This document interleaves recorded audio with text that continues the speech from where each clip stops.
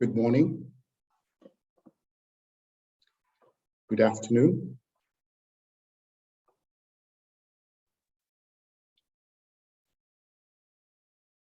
It feels a little lonely in here if I do not see anyone reacting if I say hello.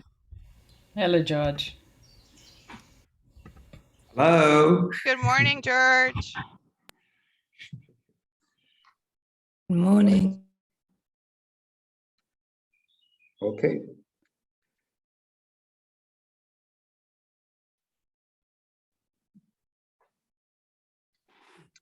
So, representatives of the African Union Commission, African Union member states and international organizations, distinguished guests, esteemed ladies and gentlemen, good morning. And if you're in a place in this world where it's already afternoon, I'd want to say good afternoon to you.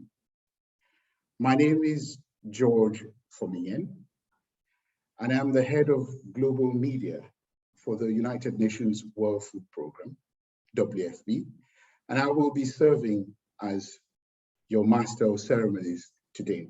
I will be facilitating things for you. On behalf of the African Union Commission, I wish to extend my gratitude to all officials of member states, development partners, distinguished experts and policymakers, as well as observers who are joining us today. Because today is a celebration, and I want to be clear about this. Today, we are celebrating the 7th Africa Day of School Feeding. For those of you who would like to take a few minutes, who would like to think about the context, and who want to understand why I am insisting and emphasizing on celebration, here's why. We're gathered here today on the 1st of March, 2022. This year's event is happening at a time of great change, and the opportunity we have to think and advocate for school feeding is immense on the continent, particularly in the context of the momentum that was built during last year's celebrations. But also because, and I must say this, we are in the year that the African Union has declared to be the year of nutrition. Nutrition, school feeding, homegrown school feeding, it all makes sense. But why are we celebrating as well? We are celebrating because African Union member states have made great commitments towards school feeding. This is a day for us to celebrate the commitments made by our governments in the continent to keep our children in school and ensure they stay in school. We are celebrating the fact that African countries are among the top advocates of school feeding. And we're talking here globally and not just about the continent. They have made enormous strides in expanding school meal programs across the continent, improving child health and nutrition, and in investing in future generations. We are celebrating the fact that despite the disruptions caused by COVID-19, our governments continue to make bold actions to strengthen and scale up homegrown school feeding programs across the continent. Today's celebration is therefore a moment for us to pause and recognize homegrown school feeding programs, not only because they achieve the benefits in education, but also because they contribute to rural and local economic development. And I will tell you something about that. I was in Liberia not so long ago, and I met a farming family which had made enormous progress because one, their children were going to school, but the father was growing food in the farm and it was being sold, then provided to the school. And so there was money and he was very happy.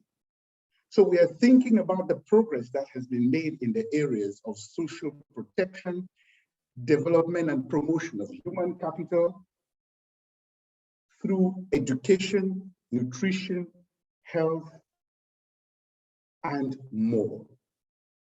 So that is why we are celebrating.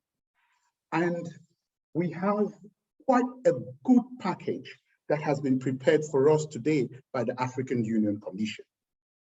So you would just allow me to give you a brief overview of what today is going to look like. The African Union Commission has planned today's event in 4 broad acts. This is for those of you who love theater. In Act 1, we would have keynote remarks from high-level speakers.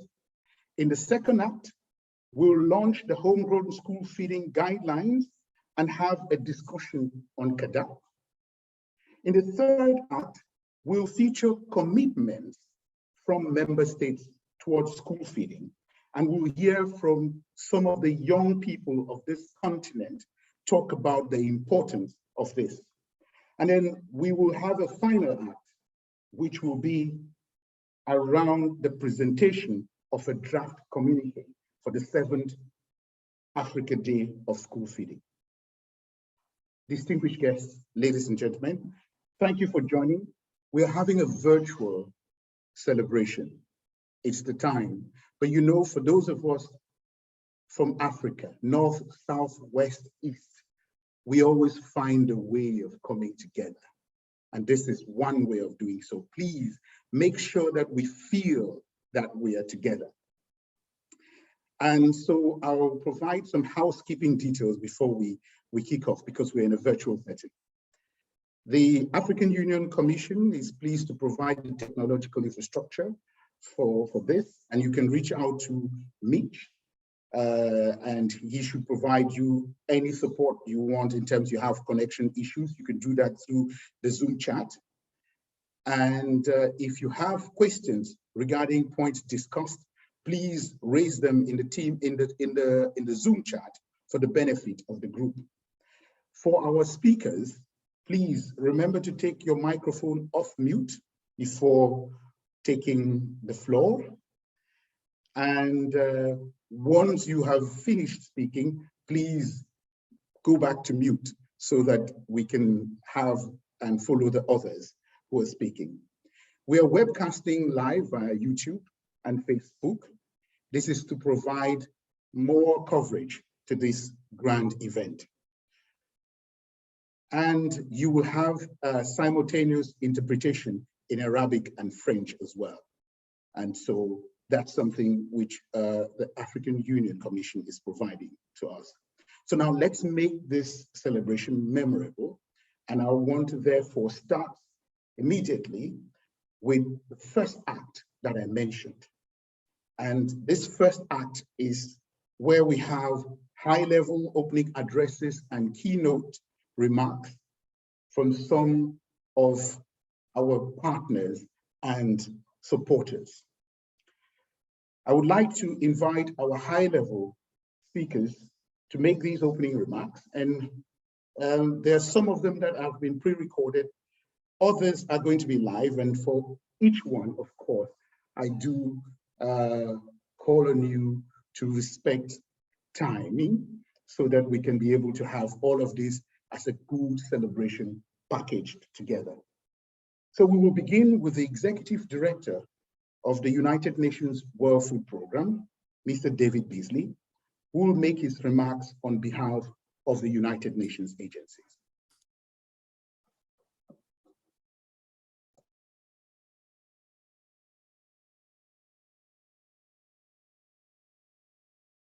What a pleasure to join you for the 7th African Day of School Feeding. This annual ceremony is a great opportunity to celebrate the tremendous progress that African nations have made in expanding their homegrown school feeding programs, because you understand The future of a nation is dependent upon how we educate our children, and to educate our children, they need to be nutritious meals and they need to be healthy. But this year, we're coming together at a time of unprecedented need. The impact of the global pandemic has been immense, and school children are among those worst affected of all around the world. Children in low-income countries, they've lost almost 2 years of education due to COVID, and 370 million children lost access to school meals, often their only nutritious meal of the day. It's critical that we all work together to scale up homegrown school meal programs and get back on track. So I'm excited that 27 African countries have already joined the School Meals Coalition, together with the African Union, and we have pledged to invest in these life-changing programs together. And I urge all the other African countries to come on board too. We have a real opportunity to use school meals as a tool to reverse the immense damage the COVID pandemic has done to the health, nutrition, and education of children around the world. School meals get vulnerable children into the classroom, especially girls, and help keep them there, and that is what we need. Even better, though, is by buying food from smallholder farmers, these programs also support local economies, creating, for example, around 2,000 jobs for every 100,000 children fed. The entire community benefits. In fact, a study by Harvard University has found that for every dollar invested in school meals and school feeding type programs, it produces about $9 in economic returns. We've come a long way in the past few years. Since 2013, Africa has nearly doubled the number of children receiving school meals from 38 to 65 million. Most of the funding has come from national budgets. But we've still got a lot more to do to ensure that every vulnerable child in every vulnerable community can benefit from a school meals program. 60 million children living in extreme poverty in Africa still do not have access to school meals. They were falling through the cracks even before the pandemic hit. So we need and we must step up our efforts. I would like to see the African Union lead the way in establishing a continent-wide plan to reach every single one of these children. And I am confident that our partners in the School Meals Coalition will step up to provide the support needed to succeed. The Transforming Education Summit, which the Secretary General is convening in September of this year, is a great opportunity to put school meal programs right at the top of the agenda. So as we celebrate African Day of School Feeding this year, let's pledge to make this ambition a reality and work together to ensure that every African child can go to school with the promise of a healthy meal and education and hope for a better future. Thank you and enjoy today's celebration. Thank you, Executive Director David Beasley. And without wasting any more time, let's move to our next keynote addressee and our next keynote speaker, and that will be Dr. Tariq Agog, who's Chief Executive Officer and Vice Chair of Dubai Care. Thank you, George. And good morning, good afternoon, and good evening to everyone.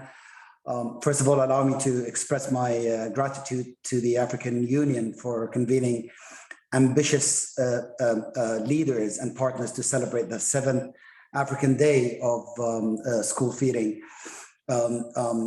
Why are school meals so crucial, and why is this event that revolves around promoting homegrown school feeding so important? It's simple, and how can a child learn in school when hungry? How can you get a child's cognitive ecosystem running without a nutritious meal. The simple notion of a child receiving a school meal shines an important light on the significance of school feeding from a policy perspective towards enrollment and retention of students. This effect is further magnified and emphasized in countries where school feeding is a lifeline to many families and communities, and one of the main drivers for parents to send and keep their children in schools. And let's not forget, by having advocacy programs by governments in their societies and communities involving children, their teachers, parents, and fellow community members, and teaching them about the importance of nutrition and its link to their children's health and future is critical. This is why events such as the African Day of School Feeding, that also has an integrated approach to school feeding, particularly homegrown school feeding, as an intervention that promotes agriculture and rural development and improves access to education and educational outcomes, is crucial. School health and nutrition and school feeding programs are an important part of the education sector that we will always highlight and focus on, not only because of its effect on school alone, but as a mode of a positive societal change in children, in schools and communities, and countries at large. One of school feeding's positive effects is to reach local and national economies, hence change policies and the renewed importance of school feeding in WFP's school feeding strategy 2020-2023, and it is a testament to that. We at Dubai Cares believe that school feeding is a cost-effective intervention as well, which yields high returns on investment in education, health, even societal protection and local economies. The impact of homegrown school feeding programs isn't only related to education, but it is also related to employment, protection, and local agriculture. And as an extension, they also contribute to health systems and to the respective economies in countries of implementation. It is an intervention that hits many birds with one stone, and as David Beasley mentioned earlier, it is an investment that is estimated to return $9 for each dollar spent, and human capital is the most valuable asset there is for us to invest in if we want to progress, of course, into our futures with populations that are healthy, empowered, and educated, of course. Dubai Cares has been championing school health and nutrition programs since its inception in 2007, because we believe in a holistic approach to education. We also believe in a holistic and integrated approach when it comes to school health and nutrition. And providing school meals, deworming treatments, and wash facilities are all vital components to ensure children are not just going to school, but also learning and developing. Dubai Care's efforts within school health and nutrition have always been based on the understanding that children are not only able to learn if they are focused, and to be focused, they need to be healthy, and to be healthy, they need to be fed. This is highlighted in the scientific evidence of the effect of health on academic progress, and even more importantly, enrollment itself. Children basically who are not healthy are not able to learn effectively. It is as simple as that. And that's why it gives us an immense pleasure to see that the School Meals Coalition that was launched at the UN Food Systems Summit last September is growing and prospering. Over 60 governments signed the declaration, and over 60 international organizations signed the declaration of support, and that includes us, Dubai Cares. This is a true testament to the importance of school meals in the education ecosystem, an important time for the school health and nutrition actors globally, and for us at Dubai Cares. It was a vision that we set more than 10 years ago with our partners that's coming to fruition now. We hope that this coalition will act as a catalyst for long-standing change and development in the school feeding sector globally, which not only impacts access to education, but also contributes to improving education outcomes and contributes also to sustainable development goals. We believe that education, health, and community are all on the same side of the coin. Our support to the WFP and the African Union is based on the notion that we, as international partners, are not able to achieve progress without our national and local partners represented by the member states. Over 3-year financial support of $4 million to homegrown school feeding programs in the continent stems from our partnership with the WFP and its support to the African Union member states in developing the most effective operationalization of school feeding programs.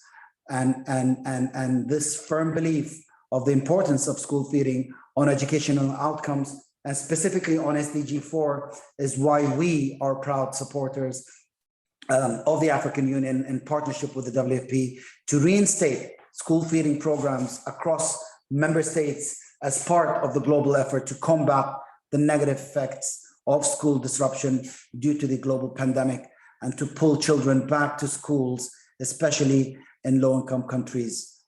And as some parts of the world are facing an unprecedented food insecurity driven by compounded multiple factors, it is more important than ever to advocate and support homegrown school feeding programs as an intervention that doesn't just demonstrate the potential to improve literacy outcomes by reducing short-term hunger, as well as improving attentiveness and increasing attendance, but it also promotes local agricultural and rural development employment protection. And as an extension, it also contributes to health systems and to respective economies in countries of implementation.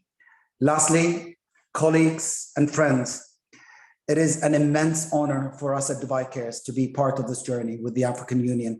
And this coming together of partners, organizations, and brilliant minds, we are committed to supporting the WFP in its leadership and advancing the global health agenda. And we have our sleeves rolled up to work together to support each other in the years ahead to make sure that children around the world are healthy and are able to learn. And only by working on a global education ecosystem that holds the potential to empower children and youth to build a prosperous and sustainable future for all is the end goal and the ultimate motivation. Thank you very much. Thank you so very much, Dr. Tariq Al-Gad. We could see the passion, the fervor, but more importantly, we could hear the continued commitment that you've made about supporting the agenda of the African Union Commission, but also working with partners in the United Nations system, such as the United Nations World Food Programme, and all of this for the children of Africa, because as you said, with school feeding, with homegrown school feeding, it is possible to shoot many birds with one stone. Thank you so much. At this time, I would like, on behalf of the African Union Commission, to have the pre-recorded remarks on behalf of His Excellency, Professor Mohamed Belhussein, the Commissioner for Education, Science, Technology and Innovation of the African Union Commission. And these will be presented by Her Excellency, Ambassador Sesuma Minata Samate, Commissioner for Health, Humanitarian Affairs and Social Development of the African Union. Mesdames et Messieurs les ministres africains participant à la commémoration de la 7e journée africaine de l'alimentation scolaire, Monsieur David Besley, directeur exécutif du Programme alimentaire mondial, Monsieur Tariq Al-Gourg, directeur exécutif de Dubai Cares, distingués invités, Mesdames et Messieurs, tout protocole dûment observé. C'est pour moi un honneur et un grand plaisir de transmettre les chaleureuses salutations de son Excellence M. Moussa Faki Mahamat, président de la Commission de l'Union africaine, et de vous souhaiter la bienvenue à la 7e journée africaine de l'alimentation scolaire au nom du professeur Mohamed Belossine, commissaire en charge de l'éducation, de la science, de la technologie et de l'innovation. Je tiens à souligner le rôle des États membres de l'Union africaine, des communautés économiques régionales et des partenaires au développement avec une reconnaissance particulière au cluster on homegrown school feeding et à l'agence de coordination qu'est le programme alimentaire mondial.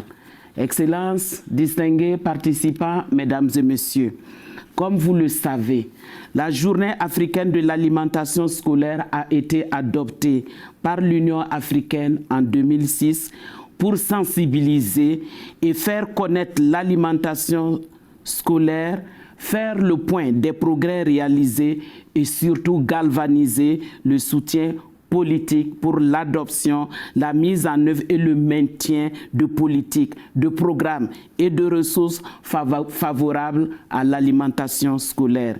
Cet événement marque un point de ralliement, rassemblant ainsi toutes les parties prenantes des secteurs publics, privés, de la société civile et des secteurs multilatéraux pour une volonté politique en faveur de l'alimentation scolaire à l'échelle du continent africain.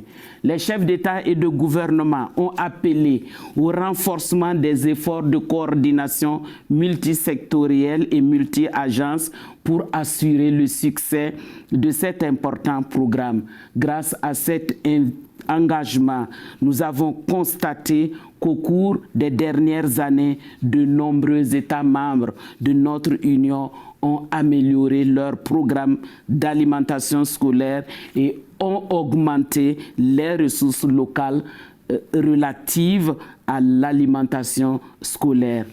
La célébration de la Journée africaine de l'alimentation scolaire de cette année autour du thème nutrition et développement du capital humain en Afrique, grâce à un investissement accru dans l'alimentation scolaire locale, s'inscrit dans le cadre du thème adopté par la conférence des chefs d'État et de gouvernement de l'Union africaine pour l'année 2022, accordant ainsi une priorité élevée à la lutte contre les problèmes de malnutrition sur le continent africain. La réunion de ce jour est donc une occasion pour lancer un appel à l'action pour que les entités, que ce soit au niveau national, régional et mondial, apportent une nutrition saine à toutes les populations africaines et en particulier aux enfants et ceux qui sont scolarisés.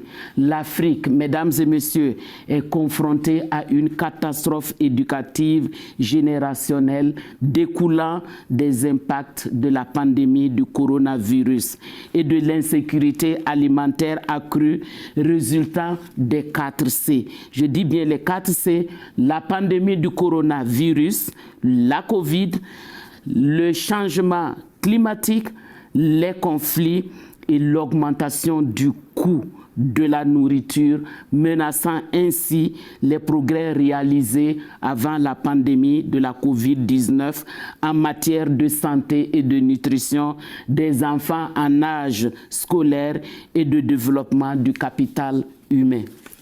L'alimentation scolaire et en particulier l'alimentation à domicile est un instrument politique clé qui, s'il est étendu, peut nous aider à rétablir les acquis pandémique et atteindre les 60 millions d'enfants qui n'avaient pas accès au repas scolaire avant la pandémie de la COVID-19.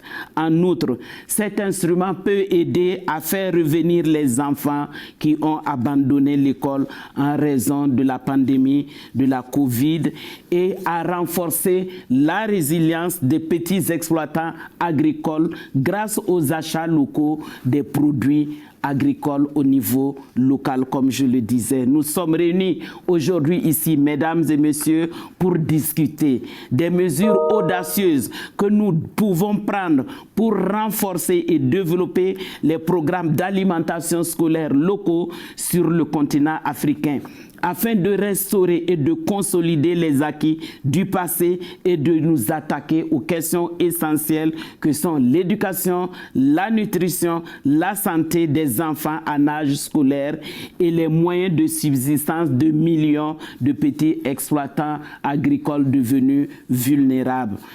Les programmes d'alimentation scolaire dans le cadre de la stratégie d'éducation continentale pour l'Afrique représentent un investissement stratégique majeur dans l'avenir de notre continent. Les bénéfices qui incluent l'augmentation de l'accès à l'éducation pour tous les enfants et les jeunes, la lutte visant zéro faim et la construction d'économies locales de production alimentaire ont des impacts à long terme sur le développement du capital humain, la résilience des populations, l'éradication de la pauvreté et la construction du capital humain, comme prévu dans l'agenda 2063. L'Afrique que nous voulons. En outre, elle peut avoir un effet supplémentaire en aidant les économies locales à se remettre de l'impact de la pandémie de la COVID, et cela grâce aux emplois créés par les programmes d'alimentation scolaire, en contribuant également à la stabilité des marchés et en stimulant les systèmes alimentaires locaux. Mesdames et messieurs, bien que nous marquions aujourd'hui le 7e anniversaire de la Journée africaine de l'alimentation scolaire, nous devons légitimement nous demander quels sont les résultats tangibles. Au cours de la dernière décennie, les États membres de l'Union africaine ont déployé des efforts considérables pour renforcer leur propre programme d'alimentation scolaire. Ces efforts ont non seulement permis de nourrir plus d'enfants, mais aussi d'améliorer la qualité des programmes de santé et de nutrition scolaire à travers notre continent. Les résultats sont visibles et les chiffres le démontrent si besoin en était. Au cours des 8 dernières années, les gouvernements africains ont augmenté la couverture des repas scolaires de 70%, passant de 38,4 millions d'enfants en 2013 à 65,4 millions d'enfants au début de l'année 2020. Ce résultat a été obtenu grâce à l'augmentation des engagements budgétaires nationaux. Les 80% du financement proviennent des pays eux-mêmes et cela est à saluer et à encourager. Malgré les efforts impressionnants et l'engagement politique en Afrique, nous avons toujours besoin d'un soutien spécifique pour atteindre les niveaux minimaux de couverture.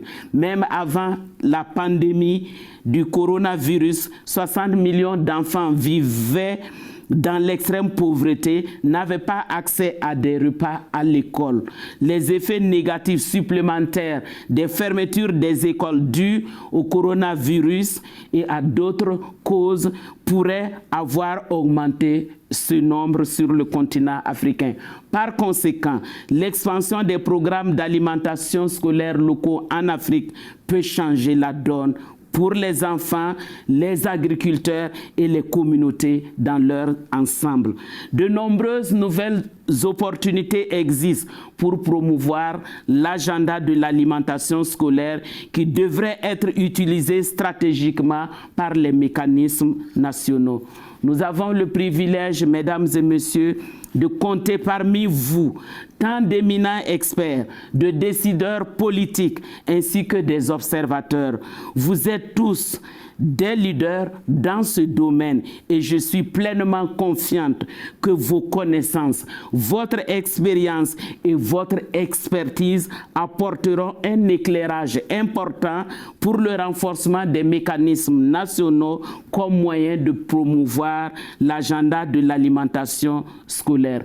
Pour ce faire, nous exhortons les États membres de l'Union africaine et les partenaires au développement à prendre des mesures rapides pour rétablir les programmes d'alimentation scolaire afin d'atteindre les enfants qui recevaient des repas à l'école avant la pandémie et pour rendre les programmes d'alimentation scolaire plus inclusif en étendant la couverture aux plus de 60 millions d'enfants vulnérables en âge scolaire et vivant sous le seuil de la pauvreté qui ne reçoivent pas actuellement de repas à l'école. Nous demandons également aux États membres de repenser la manière dont les programmes d'alimentation scolaire sont financés et mis en œuvre en les rendant plus locaux et en les intégrant dans un ensemble plus large des services de santé et de nutrition. L'investissement international en faveur de l'alimentation scolaire et le soutien des partenaires pourraient constituer une bonne action catalytique pour le lancement de solutions locales, de solutions durables. J'en appelle au moment où nous commémorons la 7e journée africaine de l'alimentation à une commémoration au niveau de nos États membres. Chaque État membre doit s'en approprier au niveau national pour un plaidoyer plus robuste afin de démontrer la valeur accordée à cette intervention au plus haut niveau politique, au niveau des organes de l'Union africaine. En conclusion, mesdames et messieurs, je souhaite de fructueuses célébrations de la 7e journée africaine de l'alimentation scolaire et vous remercie pour votre aimable attention. Thank you to Her Excellency Ambassador Sesuma Minata Samate. Vous avez parlé avec beaucoup de passion, avec beaucoup de vigueur, et vous avez fait cet appel très important à tous ceux qui participent aujourd'hui ici à cet événement. Just saying there that we could see the passion, we could see the interest, the care that came through from Her Excellency Ambassador Sesuma Minata Samate, the Commissioner for Health, Humanitarian Affairs and Social Development of the African Union Commission, who was calling on all of us who are here to discuss and think about how we will take this whole agenda of homegrown school feeding forward, and calling on all the member states to continue with their commitments that they have made to school feeding. That was the first act of our celebration, where we listened to our keynote speakers and we heard inspirational things from them. We heard them talk about their continued commitments and support for school feeding. A number of words kept coming back: employment, economic development, rural development, expressions of that, and building of human capital. It clearly demonstrates that there is something very good about homegrown school feeding, and the importance of school feeding goes beyond just getting children in school and giving them food, while that is very, very important as well. Now, let's get into the second act of our celebration. And it's going to be the launch of the homegrown school feeding guidelines prepared under the auspices of the homegrown school feeding cluster. I would like to invite to join us and have a conversation and discussion on this by calling on Dr.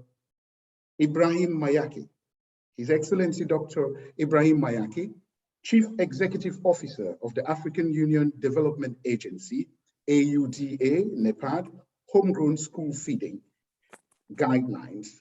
And he is here already live, joining us to now take these commitments and statements from our keynote speakers into concrete adjustments for policies that will bring change. Your Excellency. Thank you. Thank you. Thank you very much, moderator. Let me recognize Dr. David Beasley, Executive Director of WFP, on behalf of the UN agencies, Her Excellency Minata Samate, and all ministers here present. First of all, let me say that it's a repetition, but it's important to insist and enhance it.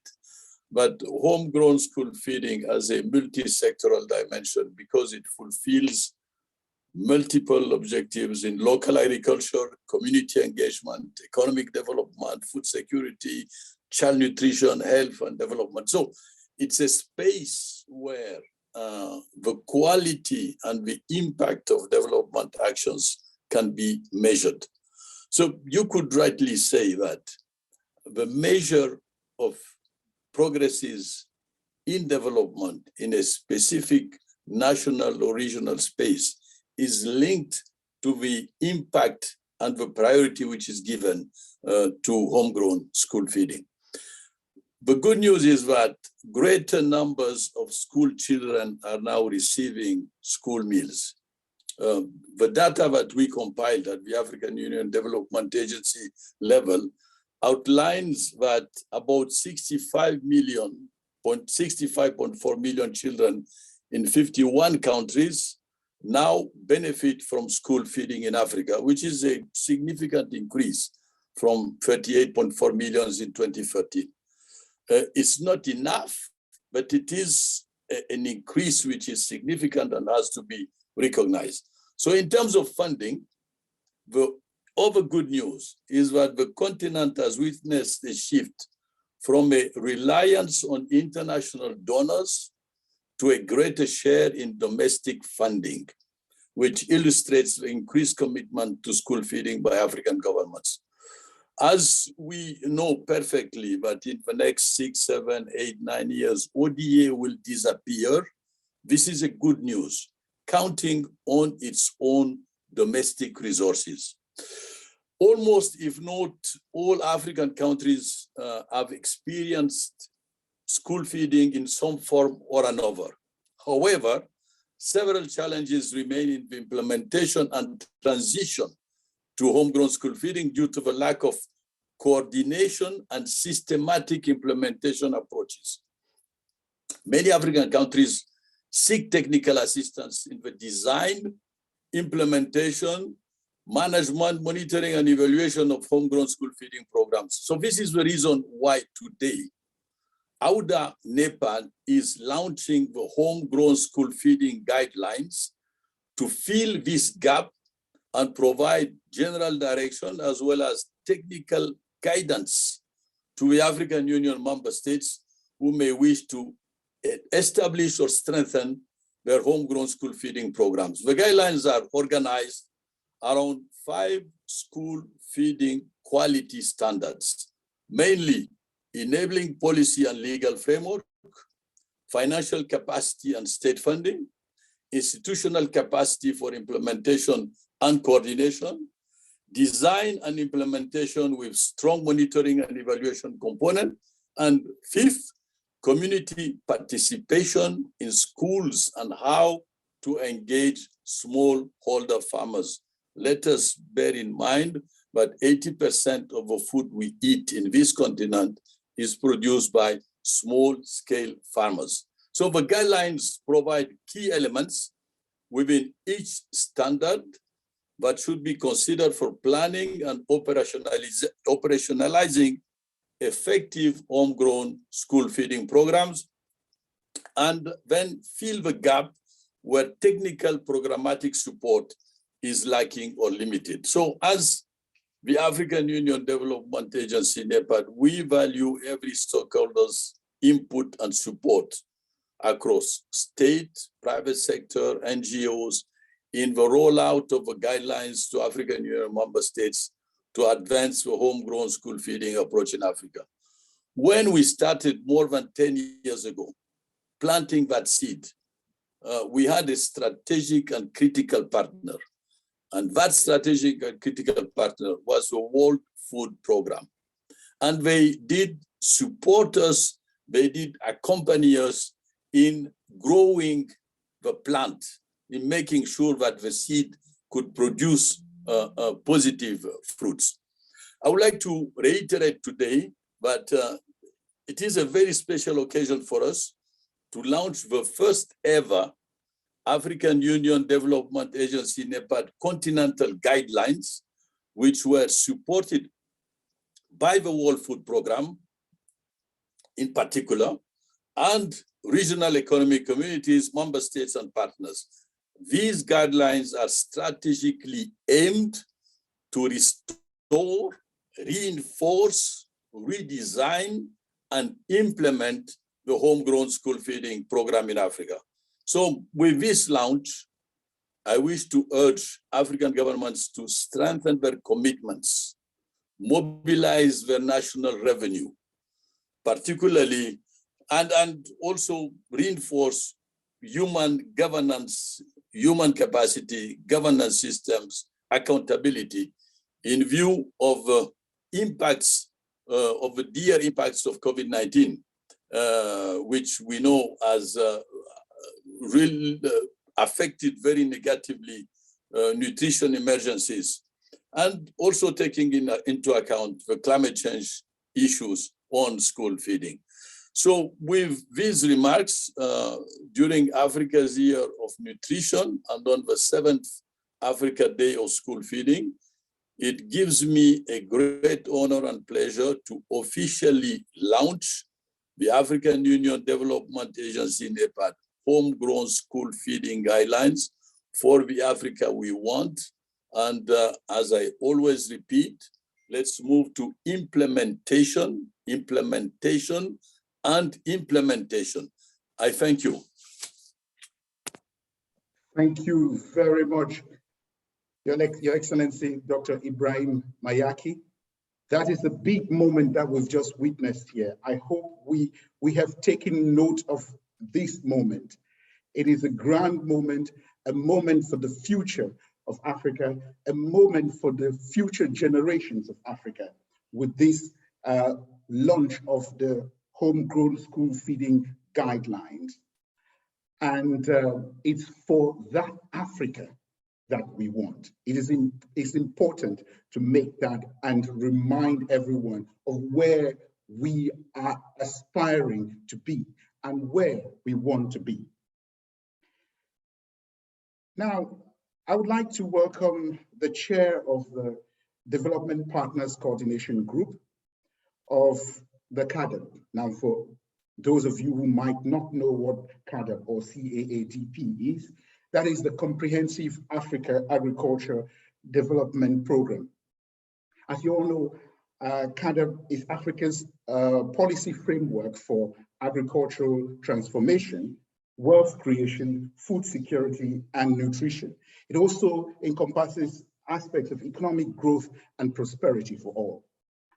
To discuss the contributions of the CAADP and the Development Partners Coordination Group to improving the nutrition outcomes of national school feeding programs, I'd like to invite Mr. Stanley Samkange, who is Senior Director for Strategic Partnerships at the United Nations World Food Program. You're welcome, sir. Thank you very much, Mr. Moderator.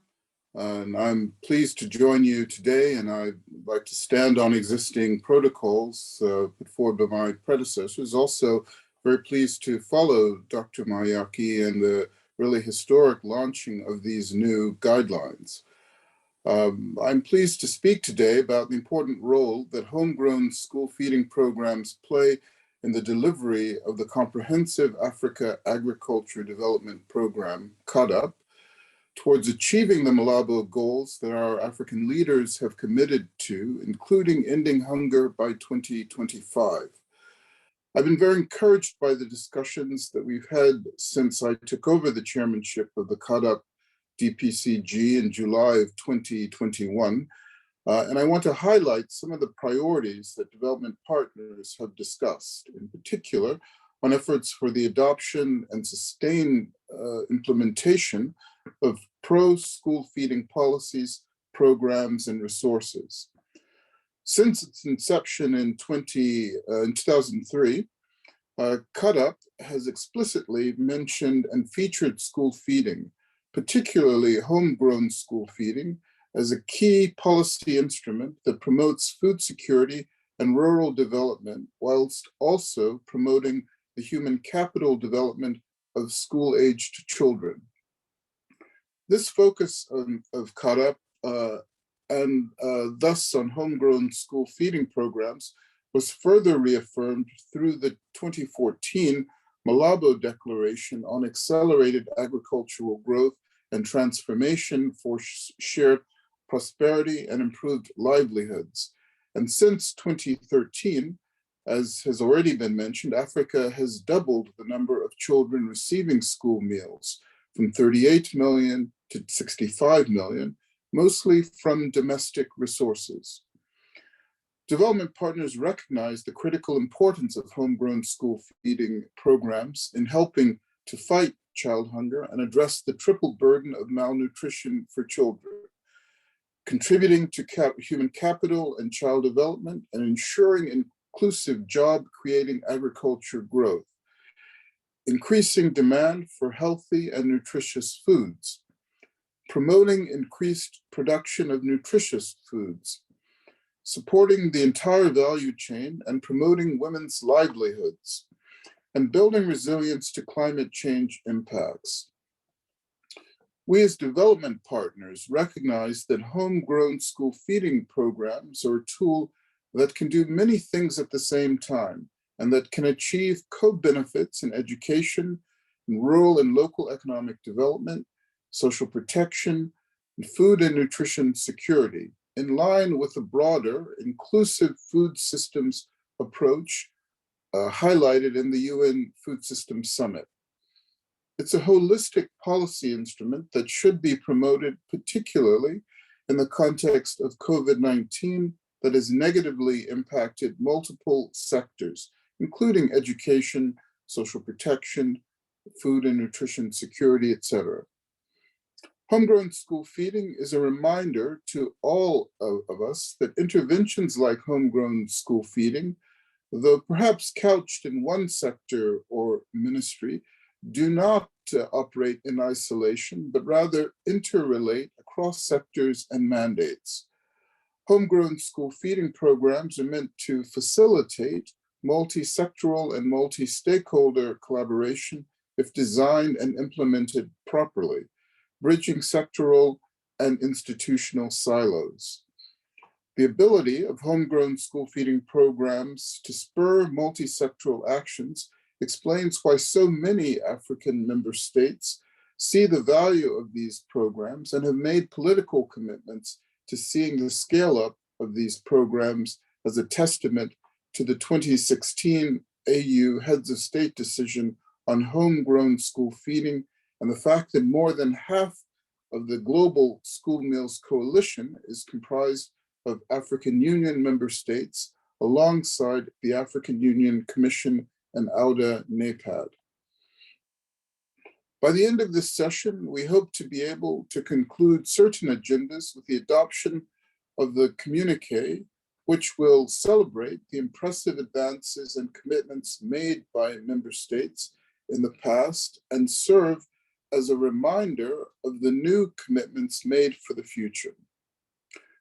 Please allow me to outline two key considerations from the development partners consultative group perspective that could help us achieve our common goals. First, to focus on coordinating and sustaining the implementation of complementary and reinforcing regional policies, starting with CAADP framework and processes, as well as the Continental Education Strategy, the Africa Regional Nutrition Strategy, the Africa Health Strategy, and Africa's Agenda for Children 2040, making sure to bring implementation down to the country level where results can be seen. Harmonization and real ownership of these processes at national and regional levels are key. For CAADP, every country has a development partners group, whether for CAADP or for the agriculture sector. And we need to be saying the same things at the continental level that we say at the country level. We need to be sure that we do not give mixed or cross messages, but pursue the same agenda of support and engagement at the continental level and at the country level. We also need to facilitate cross-platform and sector dialogue and collaboration if we are to harness the potential of homegrown school feeding as a policy instrument. Second, importance of supporting increased investment and financing from domestic and external resources through co-financing funding arrangements that pool budgets and resources across the CAADP or agriculture, education, social protection, food and nutrition security frameworks to enable the multi-sectoral collaboration, action, and scale-up required to best maximize the transformative potential of homegrown school feeding programs.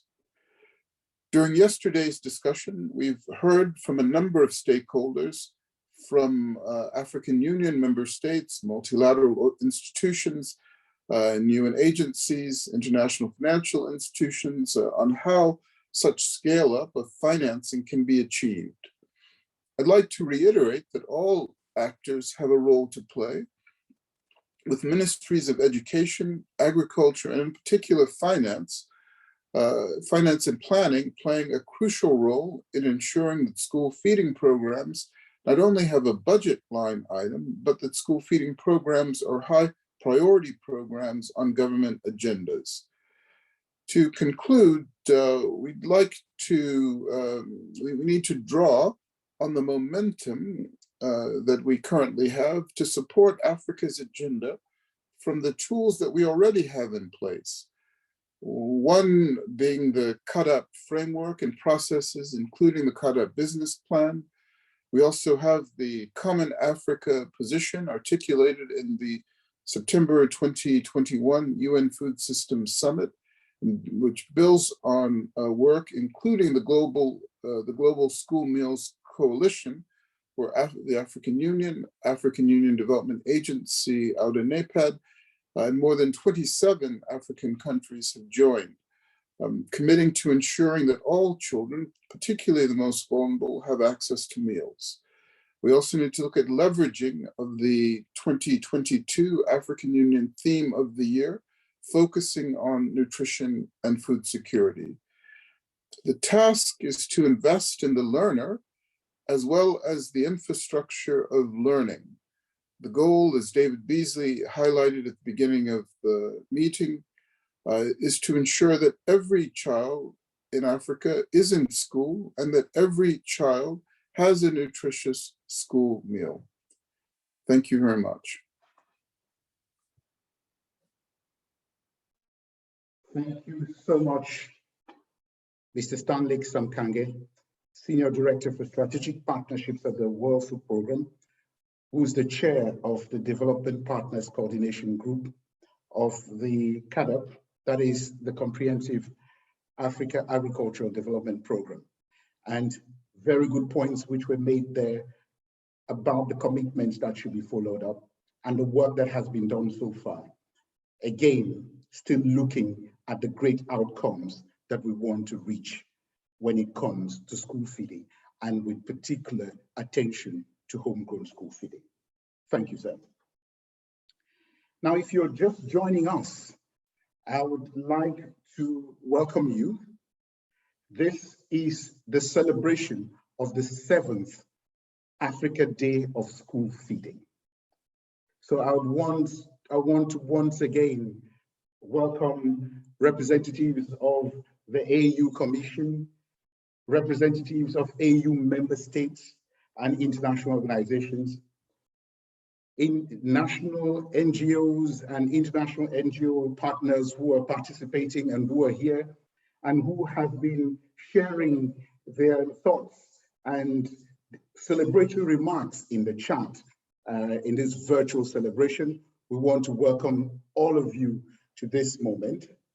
Distinguished guests, esteemed ladies and gentlemen, we're now moving into the third act of this event. Now, for those who were at the beginning, I indicated that the African Union Commission had planned this celebration in 3 acts. We had the first act where we had keynote addresses. Then we got into very particular technical areas where we launched the homegrown school feeding guidelines. And then you just heard from the chair of the Development Partners Coordination Group. Now we're going back to those who make it happen. We're talking about those who are making commitments for continued support going to school feeding and particularly to homegrown school feeding. So we will hear about commitments from member states to the homegrown school feeding agenda and the School Meals Coalition, which was launched last year, and you heard Mr. Stanley Samkange talking about it. So to set the ball rolling, I would like to invite the Chief Executive Officer of the Gracia Machel Trust Foundation, Ms. Melissa Ujeni. You're the Chief Executive Officer, and you will be setting the ball rolling when it comes to commitments. We're listening to you. Thank you so much, and thank you for having the Gracia Machel Trust here today. I'll keep my remarks brief as we have a jam-packed agenda. Human capital is critical for our collective development. It leads to an increase in our quality of life, higher earnings, and improved income for countries. African children present a potential demographic dividend that, if provided with the right investments, can make tremendous contributions towards sustainable and equitable development. School feeding and nutrition programs are central to the development agenda in Africa and key to inclusive and sustainable growth. At the height of COVID, almost all schools closed, leaving an overwhelming 370 million school children without access to the one meal a day they could rely on. This has set many African countries back in our development agendas. As the Gracia Machel Trust, throughout this crisis, our commitment to ensuring, alongside many others, that the nutrition human capital investment case is not forgotten continued.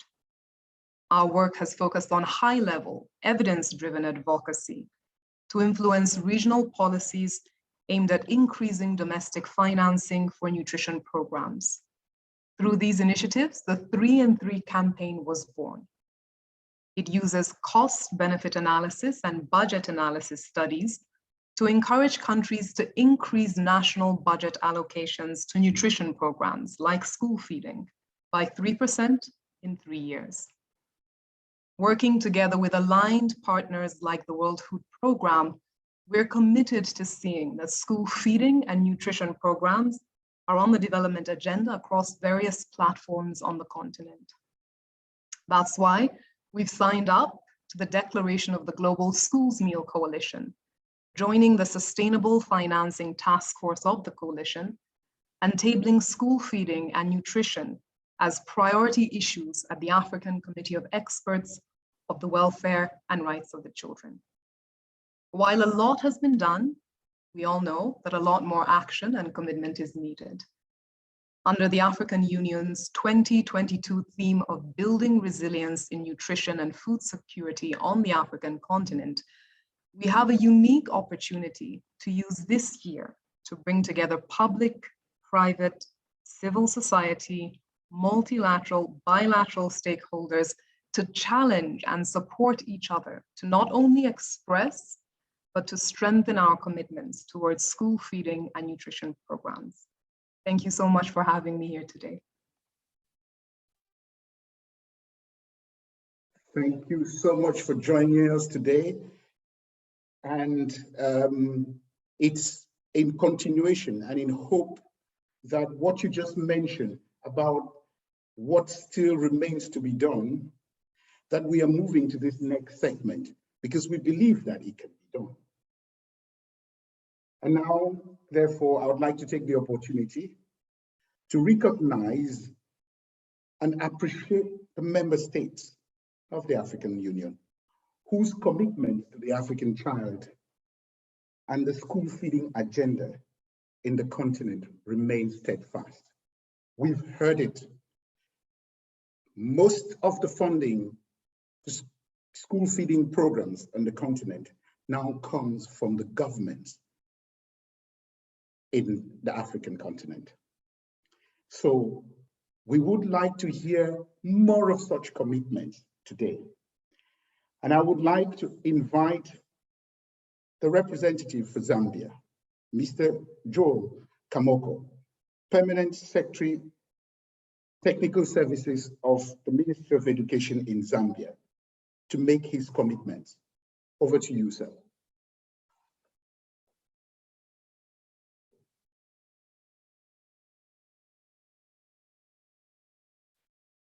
Mr. Joel Kamoko.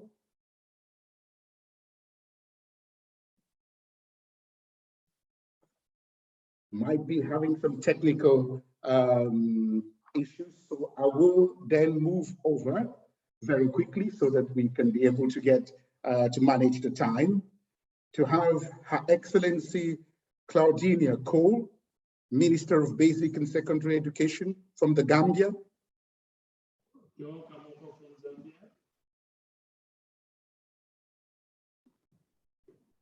Hello, good morning.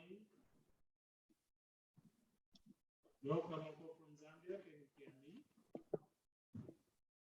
hear me? I can see that Mr. Joel Kamoko is back. So I'll be moving back. I'll take a step back and go back and move over to Zambia then. So where we are going to have Mr. Joel Kamoko, who is the permanent secretary in the permanent secretary in the Ministry of Education, and who is going to be making the commitments for, and I want to be precise about your role, sir, to say that you're the permanent secretary, technical services of the Ministry of Education in Zambia. You're welcome, sir. Thank you. Good morning. The evolution of the Zambian school feeding and achievement and commitments, I hereby, representing the Zambian government, indicate that the program started as a project in 2003 to respond to drought then that had affected our children's participation in school, which has evolved into a national program, reaching over 1.9 children in 70 districts countrywide, from 10,000 learners in the 10 districts. Today, the Homegrown School Meals Program is the largest food safety net program in the country. Fundamental step to transform the program was undertaken in 2018. An institutional capacity assessment was undertaken, which identified capacity and systems gaps within the Homegrown School Meals Program. The outcome was the assessment was a set of recommendations to develop a plan to strengthen government systems and capacities across different ministries. In short, multi-sectoral ministry approach. In 2020, the government developed a homegrown school meals strategy and decentralized the procurement strategy. These documents provided a framework for multi-sectoral collaboration and coordination of the program. The decentralization procurement strategy was ensured that the food is locally sourced. This fundamental change to the procurement model aims to promote nutrition and diversified diets, reduce procurement lead times, create a stable market for local farmers, boost the agriculture sector, and strengthen food systems. In addition to decentralizing procurement, the ministry is in the process of finalizing school menus and dietary guidelines to increase demand for healthy and nutritious food from smallholder farmers through an alternative, predictable market. Further, the ministry is working on developing an engagement strategy to increase community participation and ownership to foster responsibility and sustainability. The long-term desire of our government is to expand the program to all the 116 districts in a gradual phased manner, resources permitting, to cover all learners from early childhood centers through to primary schools. The government further desires to sustain multi-sectoral benefits across education, agriculture, social protection, nutrition sectors through enhanced coordination and implementation arrangements. So ultimately, to reduce poverty, inequality, and vulnerability among the Zambian people. Good morning.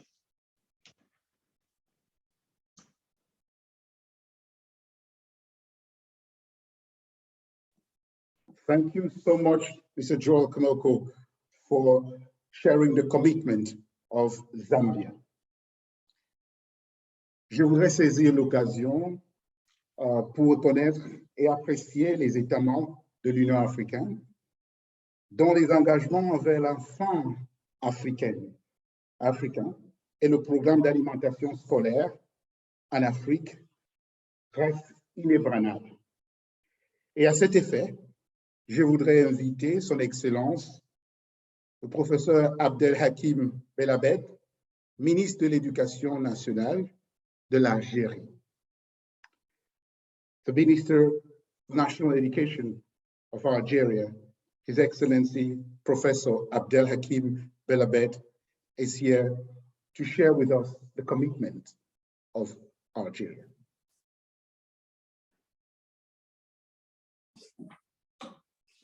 شكرا. السيد رئيس مفوضية الاتحاد الأوروبي الإفريقي، السيد المفوض المكلف بالتربية والعلوم والتكنولوجيا والابتكار، أصحاب المعالي والسعادة، السيدات والسادة الحضور، تحية طيبة لكم. أقول إنه من دواعي سروري أن أعبر لكم أن أسمع معاني الود والتقدير والاحترام، وأقدم لكم التحية في هذا اليوم وخالص شكرنا وامتناننا للعمل الذي تقوم به لجنة الاتحاد الإفريقي لمعالجة القضايا السياسية والاجتماعية والاقتصادية للقارة، وبخاصة تلك المتعلقة بالتربية والعلوم وترقية الثقافة الإنسانية.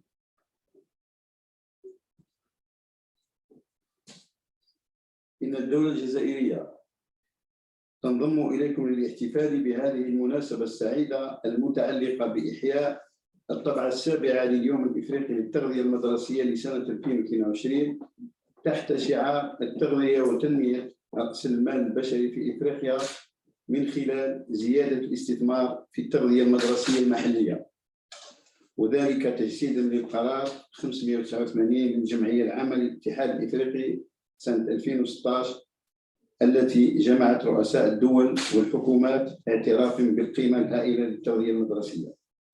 إن هذا التاريخ يمثل التزام دولنا بتعزيز برامج التغذية المدرسية المحلية كاستراتيجية أساسية لتحقيق أهداف التنمية المستدامة.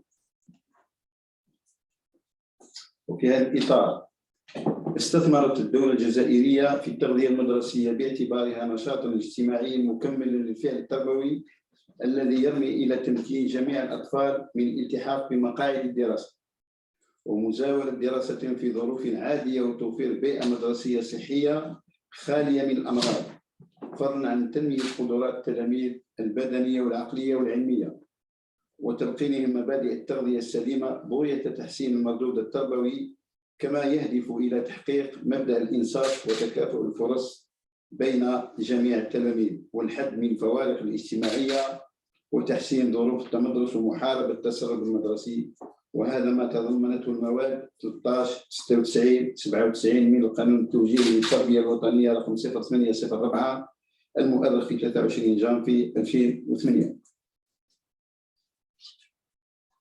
لقد أولت الجزائر أهمية بالغة للتغذية المدرسية، حيث مباشرة بعد الاستقلال أنشئت مصلحة خاصة بالتغذية المدرسية على مستوى الإدارة المركزية، كما صدر أول نص منظم لتسيير المطاعم المدرسية والمتمثل في المرسوم الرئاسي رقم 7065 مؤرخ في 11 مارس 1965 يتعلق بتنظيم المطاعم المدرسية للتعليم الابتدائي، حيث اعتبر المطعم المدرسي مكمل طبيعي للمدرسة ويهدف إلى تقديم وجبات مجانية للتلاميذ المتمدرسين الراغبين في الاستفادة منها وتعويدهم على قواعد النظافة وتعليمهم المبادئ الأساسية للتغذية، قصد التخفيف من أثر سوء التغذية على التحصيل الدراسي، وضمان استقرار تمدرس التلاميذ بالمناطق الريفية والمناطق النائية، والرفع من تحصيلهم الدراسي تجسيدا لمبدأ الإنصاف بين جميع التلاميذ لمواصلة دراستهم، وتربيتهم على المذاق وتعويدهم على قواعد الصحة الغذائية، وتحسيس التلاميذ وتربيتهم على التآلف والتعاون ومكافحة التبذير الغذائي وفرز النفايات. إن الجزائر من منطلق إيمانها الراسخ بأن ضمان تغذية مدرسية سليمة للأطفال يعزز بقوة التحاق التلاميذ بالمدرسة ومواصلة الدراسة، لا سيما بالنسبة للفتيات في الأرياف والمناطق المعزولة، تجعل من هذه الخدمة عاملا أساسيا في تجسيد سياستها التربوية وتأكيد ديمقراطية التعليم لجميع الأطفال مهما كان وضعهم الاجتماعي والجغرافي. لقد عرفت التغذية المدرسية في الجزائر نقلة نوعية خاصة خلال السنوات الأخيرة، حيث سطرت الدولة سياسة طموحة من أجل تعميم الاستفادة من التغذية المدرسية ترتكز أساسا على بعث برنامج ضخم لبناء مطاعم مدرسية عصرية جديدة، تخصيص برامج لترميم المطاعم وتحويل الكثير من الفضاءات غير المستغلة إلى مطاعم مدرسية بعد تأهيلها، تخصيص اعتمادات مالية معتبرة للتجهيز، رفع عدد المستفيدين من التغذية المدرسية إلى 100,000 مستفيد سنويا، قصد تعميم الاستفادة من التغذية المدرسية لكافة التلاميذ المتمدرسين في التعليم الابتدائي. وفي هذا السياق ارتفعت الميزانية المخصصة للإطعام ب 267% من سنة 2007 إلى سنة 2022، وتطور عدد المطاعم المدرسية ب 36% خلال هذه الفترة، كما سجل ارتفاعا في عدد المستفيدين بشكل ملحوظ، حيث قدرت نسبة الزيادة في عدد التلاميذ المستفيدين ب 66%. وتطبيقا لبرنامج السيد رئيس الجمهورية السيد عبد المجيد تبون بشأن تحسين الوجبة الغذائية، قررت الدولة الرفع من كلفة الوجبة الغذائية ب 44% ابتداء من السنة الدراسية 2022-2023، وذلك لدعم قيمتها الغذائية وبالتالي تحسين صحة الأطفال وتغذيتهم في سن التمدرس. وتبقى جهود الدولة مستمرة لترقية التغذية المدرسية في الجزائر بفضل تكاتف جهود جميع القطاعات المعنية، وذلك تماشيا مع السياسة الرشيدة المنتهجة من قبل السيد رئيس الجمهورية. سيدات السادة الحضور، إن بلد الجزائر ينخرط بصفة تامة في الأهداف التي وضعتها لجنة الاتحاد الإفريقي للاحتفال باليوم الإفريقي للتغذية المدرسية، وتجدد الجزائر الالتزام بالمناسبة بمساهمتها في ترقية التغذية المدرسية بإفريقيا، وسوف تدعم كل الآليات التي من شأنها تطوير التغذية المدرسية القائمة على المنتوجات المحلية من أجل تنمية مستدامة في القارة الإفريقية والوصول إلى عالم تنعدم فيه المجاعة. متمني النجاح والتوفيق لإشغال اليوم الإفريقي للتغذية المدرسية ولكل المشاركين عمل مركز ومثمر، شاكرا بذات المناسبة كل المجهودات المبذولة لإنجاح الطبعة السابعة لليوم الإفريقي للتغذية المدرسية لسنة 2022، متمني لقارتنا الإفريقية التطور والنمو والازدهار. وشكرا جزيلا للجميع على كرم الإصغاء وحسن المتابعة. Shukran Jazilan, Excellence Abdel Hakim Belabet. Thank you for reminding all of the commitment of the Algerian government to education and school feeding as well. We will continue with these commitments from member states. And now we're going from north to south, to Southern Africa, and we are going over to Zimbabwe, where we would have the commitments from the government brought to us by Dr. Evelyn Glovu, Minister for Primary and Secondary Education in Zimbabwe.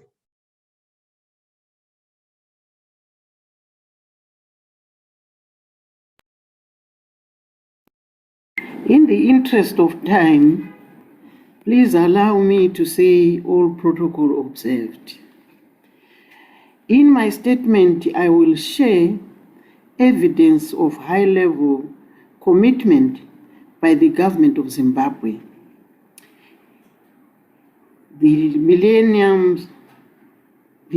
milestones reached and plans for implementing the continental agenda in line with the 2022 commemoration theme. In compliance with the communique issued after the 2016 Heads of State Summit, the government of Zimbabwe immediately adopted the homegrown school feeding program. Since then, Treasury has allocated an annual budget for the procurement of food items for consumption by learners, and the provision of school meals is one of the key social protection interventions that our government has included in the current National Development Strategy 1.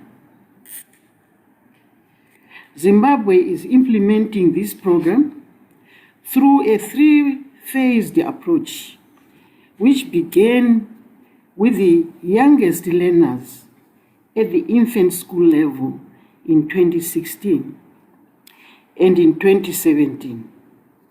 The final stage will be the expanded coverage in secondary school learners.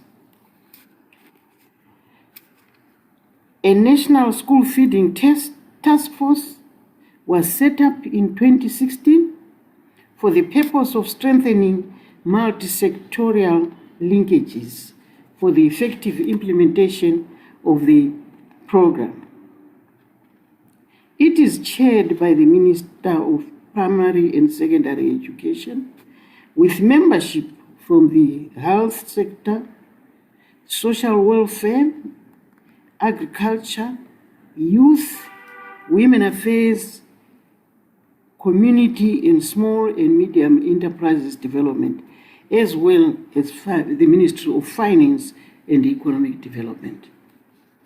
The World Food Programme, UNICEF, and FAO are represented in this task force, together with civil society organizations that include World Vision International and Save the Children and CAMFED.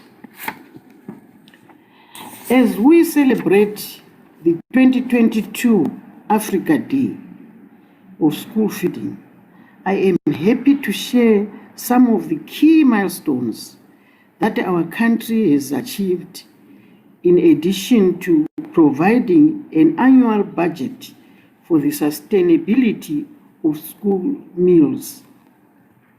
I thereby confirm that Zimbabwe has joined the Global School Meals Coalition and participated in the Global School Meals Survey. In 2016, Zimbabwe institutionalized the homegrown school feeding program through documented operational guidelines, which spell out the infrastructural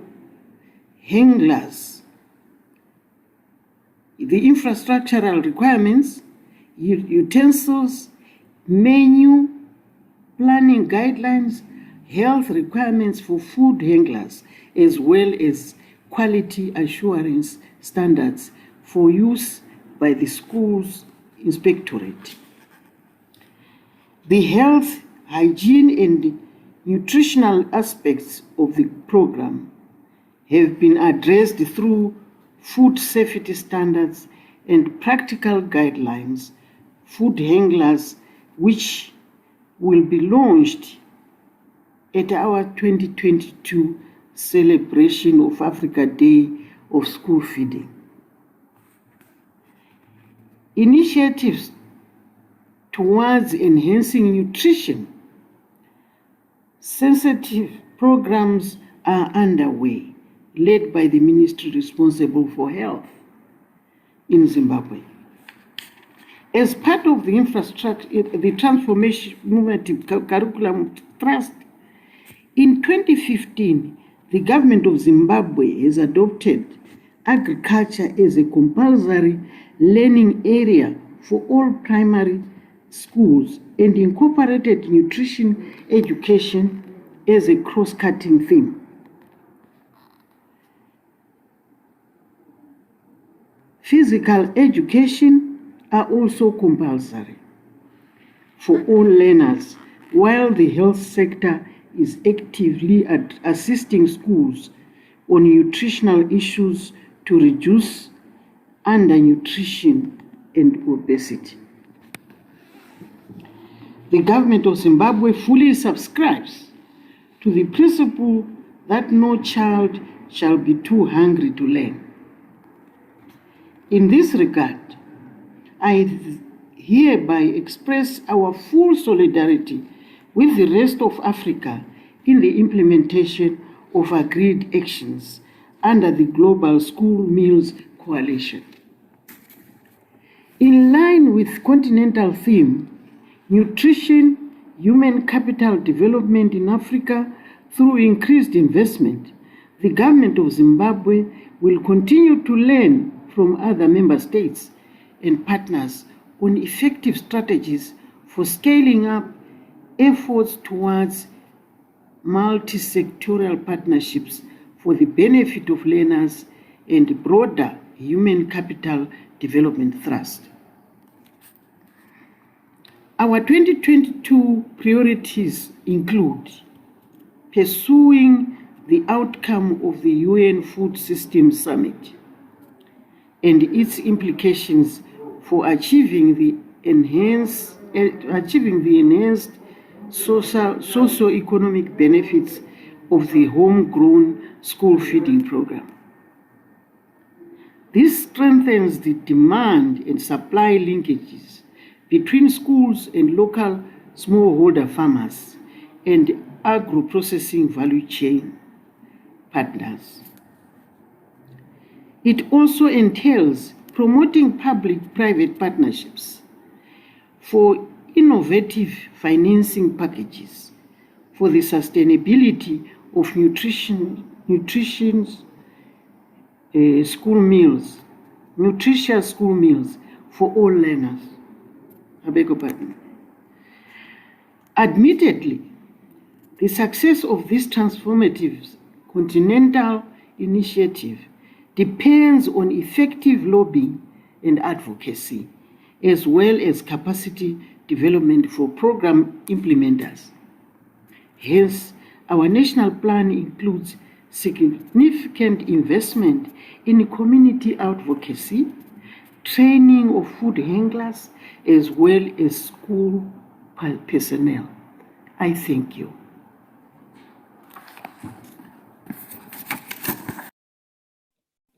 Thank you, Dr. Evelyn Lovu, Minister for Primary and Secondary Education in Zimbabwe. Now we're going to continue with these commitments from our member states. And we are staying in Southern Africa and we're moving to Malawi, where Her Excellency Agnes Nyalonje, Minister for Education of the Republic of Malawi, is going to be sharing with us the commitments of the government.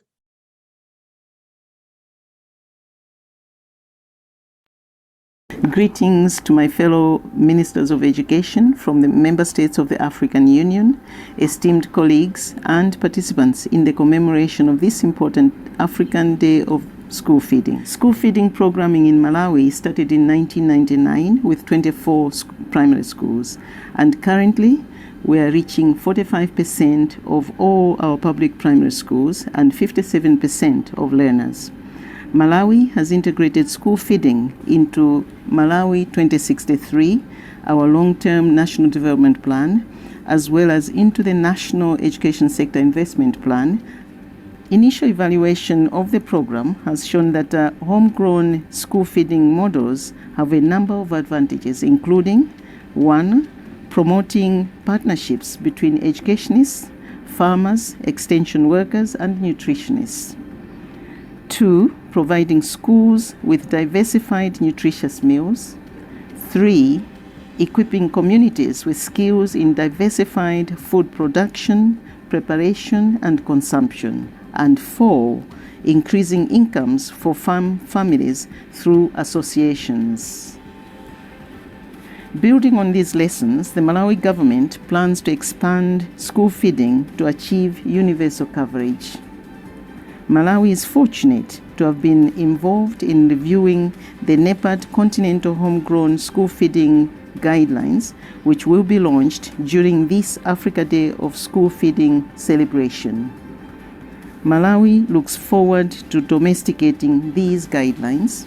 Let me emphasize Malawi's commitment to improving nutrition of its children through school feeding, among other things. However, faced with numerous competing priorities, our main challenge remains the financing of our universal school feeding program.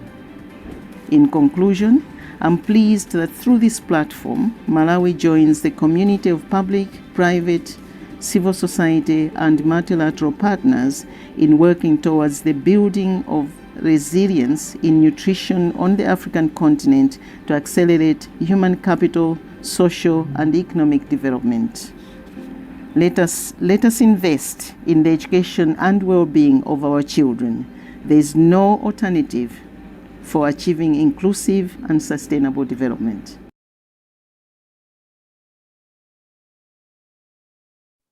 Very strong words there coming from Her Excellency Agnes Nyalonje, reminding us all of the importance of investing in the education of our children in Africa. And we could see how happy they looked in some of those images shared there from Malawi when we had school feeding and school meals available to them. Now we're moving from Malawi and we're moving up towards, we're moving eastwards and up in the continent, and we're going to Somalia. And His Excellency Abdullahi Abubakar Haji, Minister of Education, Culture and Higher Education of the Federal Government of Somalia, is here to share with us the commitment of the government of Somalia to school feeding and the children of that country.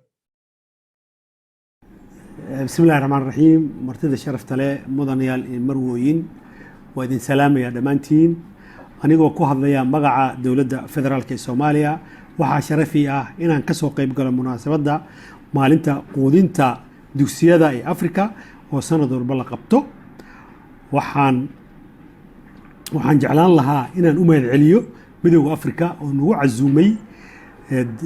casuumay inaan dabaldegan ka soo qayb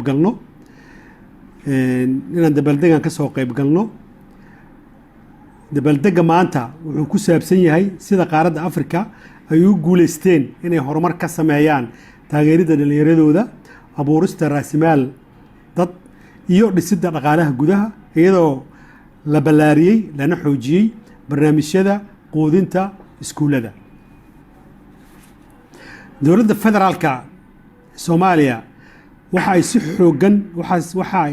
si xoogan uga go'an inay balaariso cuntada dugsiyada dalka oo dhan Soomaaliya saddexdii caruuraba hal kaliya ayaa iskuulka dhigta saboolnimada darteed waalidiin badan ma awoodaan inay caruurtooda u diraan iskuulada qaar kamida caruurta iskuulada aadayna waxay aadaan iyaga oo gaajaysan taasina waxay keentay inaysan si wanaagsan waxba u baran saameynta abaarta joogtada ee caruurta Soomaaliya ayaa muujinaysa muhiimadda ay leedahay in la maalgeliyo caafimaadka iyo nafaqeynta caruurta ay ku jiraan barnaamijyada quudinta dugsiyada dalka oo dhan waxaan aragnaa in iskuulada bixiya cunnada caruurta si joogto ah u xaadiraan oo ay sii wadaan waxbarashadooda barnaamijyadani waxay caawiyaan caruurta dugsiyada gaar ahaan gabdhaha waxayna kordhiyaan nafaqadooda cuntooyinka dugsiyada waxaa sidoo kale siiyaan shabakad badbaado oo muhiim ah qoysaska aadka u nugul oo ay abaartu saameysay Soomaaliya waxa ay mudnaanta siinaysaa habka quudinta dugsiyada ee dalagyada dalka ka soo baxa kaasoo aan cunnada uga soo iibinno suuqyada maxalliga ah iyo beeralayda si aan u taageerno dhaqaalaha maxalliga ah. habkani waxa uu caawiyaa bulshooyin si ay u helaan dakhli joogto ah kaasoo gacan ka geysta dhisidda adkaysigooda. mudanayaal, sanadkii hore 27 waddan oo Afrika ka socda ayaa ku biiray isbahaysiga cunnada dugsiyada oo ay weheliyaan Midowga Afrika iyo AUDA NEBAD, kaasoo ahaa hindisihii ugu muhiimsanaa ee lagu daafuray shirmadaxeedkii nidaamka cuntada. markay ku biireen hogaamiyaasha Afrikana waxay go'aan ku gaareen in sare u qaadaan helitaanka barnaamijyadan. waxaan ku faraxsanahay inaan xaqiijiyo in Soomaaliya ay ka mid tahay dalalkaas iyadoo qayb ka ah ballanqaadyada isbahaysiga. dowladda Soomaaliya waxay ballaarin doontaa oo horumarin doontaa barnaamijyada cuntada dugsiyada. waxaan ku bilaabaynaa inaan dhammaystirno siyaasadda quudinta qaran ee dugsiyada oo aan soo saarno. siyaasaddani waxaan rabnaa inay hirgeliso barnaamij quudin dugsiyada oo la daadajiyo isla markaana uu noqdo mid waara oo waxtar leh, kaasoo hubiya bixinta waqtiga ku habboon ee cunnada nafaqaysan iyo kuwa kala duwan ee dugsiyada iyo iyadoo kor u qaadaysa helitaanka, haynta, sinaanta iyo tayada waxbarashada, hagaajinta caafimaadka iyo heerka nafaqaynta ee ardayda dugsiyada, iyo horumarinta dhaqaalaha maxalliga ah iyadoo lala shaqaynayo hay-adaha gaarka loo leeyahay. waxaan sidoo kale qorsheynaynaa inaan la shaqayno dhammaan bahwadaagta waxbarashada oo ay ka mid yihiin iskaashiga caalamiga ee waxbarashada, barnaamijka ay dalka ka wado hay-adda cunnada adduunka ee qaramada midoobay iyo kuwo kale si aan u ballaarino barnaamijyada cuntada dugsiyada ee Soomaaliya oo dhan. waxaan u aragnaa barnaamijyadan inay yihiin waddo muhiim ah oo lagu kordhinayo kor u qaadidda tirada ardayda dugsiyada iyo horumarinta waxbarashada iyo natiijooyinka caafimaadka caruurteenna. dowladda federaalka Soomaaliya waxay sidoo kale doonaysaa inay ka qayb qaadato hindisaha waxbarashada asaasiga ah ee isbahaysiga cunnada dugsiyada, iyadoo la isweydaarsanayo aqoonta iyo hababka ugu wanaagsan ee u dhexeeya wadamada. waxaan ka baran karnaa, horumarin karnaa oo ballaarin karnaa barnaamijyada quudin dugsiyada si caruur badani ay uga faa'iidaystaan.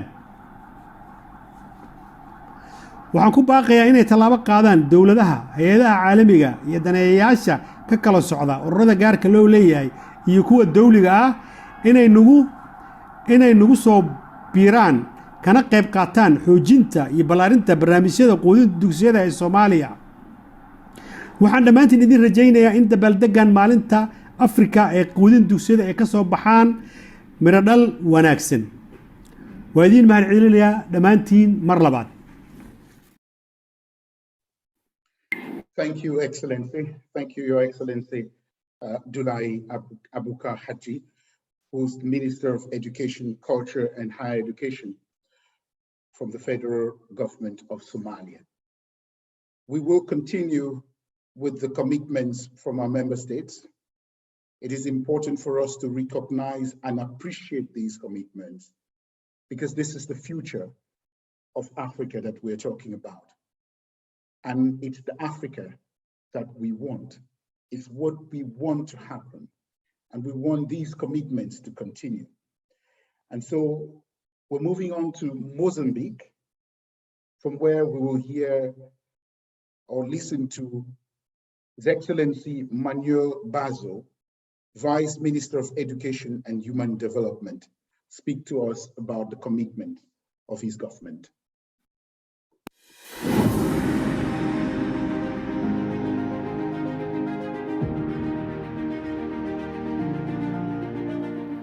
Dia Africano da Alimentação Escolar. Hoje, 1 de março, comemora-se o Dia Africano da Alimentação Escolar sob o lema Nutrição e Desenvolvimento do Capital Humano em África através do aumento do investimento na alimentação escolar com compras locais. Moçambique comemora esta data desde o ano 2016 através de atividades escolares recreativas sobre os benefícios da nutrição e saúde inseridas no Programa Nacional de Alimentação Escolar.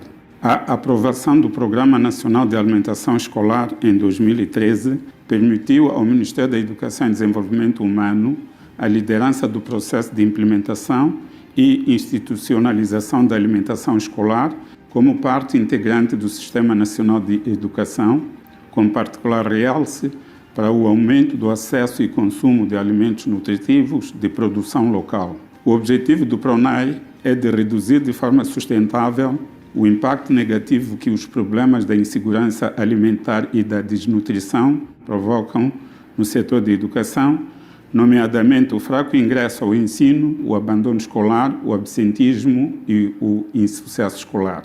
Este programa assenta em 3 pilares: melhoria do estado nutricional e de saúde dos alunos, educação alimentar e nutricional e desenvolvimento de habilidades para a produção agropecuária. O Plano Estratégico da Educação 2020-2029, nosso instrumento orientador, integra o PRONAI nos assuntos transversais em resposta ao primeiro objetivo estratégico: garantir inclusão e a equidade no acesso, participação e retenção. Para além das outras políticas nacionais, destacamos também a inclusão do PRONAI na Estratégia de Segurança Alimentar e Nutricional 3, 2020-2030 e prevê como linha estratégica continuar a expandir o Programa Nacional de Alimentação Escolar PRONAI, dotando-o de recursos financeiros, humanos e físicos adequados para a sua expansão progressiva de forma realista. A expansão é gradual, contudo, em 2021 registrou-se um aumento significativo de novas escolas no programa. O PRONAI constitui um investimento do governo e seus parceiros na alimentação escolar, incluindo a comparticipação das comunidades na confecção dos alimentos e distribuição aos alunos. Através da declaração de adesão, o governo, desde 30 de novembro de 2021, faz parte da Aliança para a Alimentação Escolar e reiterou seu compromisso em avançar para garantir nutrição, saúde e educação para todas as crianças. Votos de um feliz Dia Africano de Alimentação Escolar, por uma educação inclusiva, patriótica e de qualidade. Governo de Moçambique. Obrigado, Excelência. Thank you very much, Your Excellency Vice Minister of Education and Human Development from Mozambique. We will now listen to Her Excellency Ms. Faustina Kale, Deputy Minister, Minister of Education, Art and Culture in Namibia, who is also going to let us hear the commitment of her government to school feeding. Your Excellency, Professor Mohamed Belhossein, Commissioner of Education, Science, Technology and Innovation.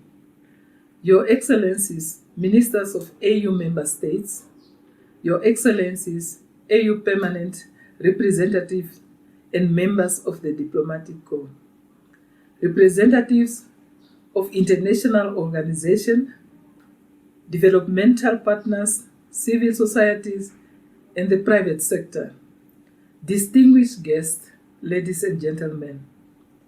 Namibia takes pride in joining the rest of Africa Union member states in celebrating the 7th Africa Day of School Feeding. Your Excellency, please allow me to commend the AU on its dedication and effort in creating platforms like this for countries to reflect, share knowledge, and explore solutions that strengthen school feeding programs.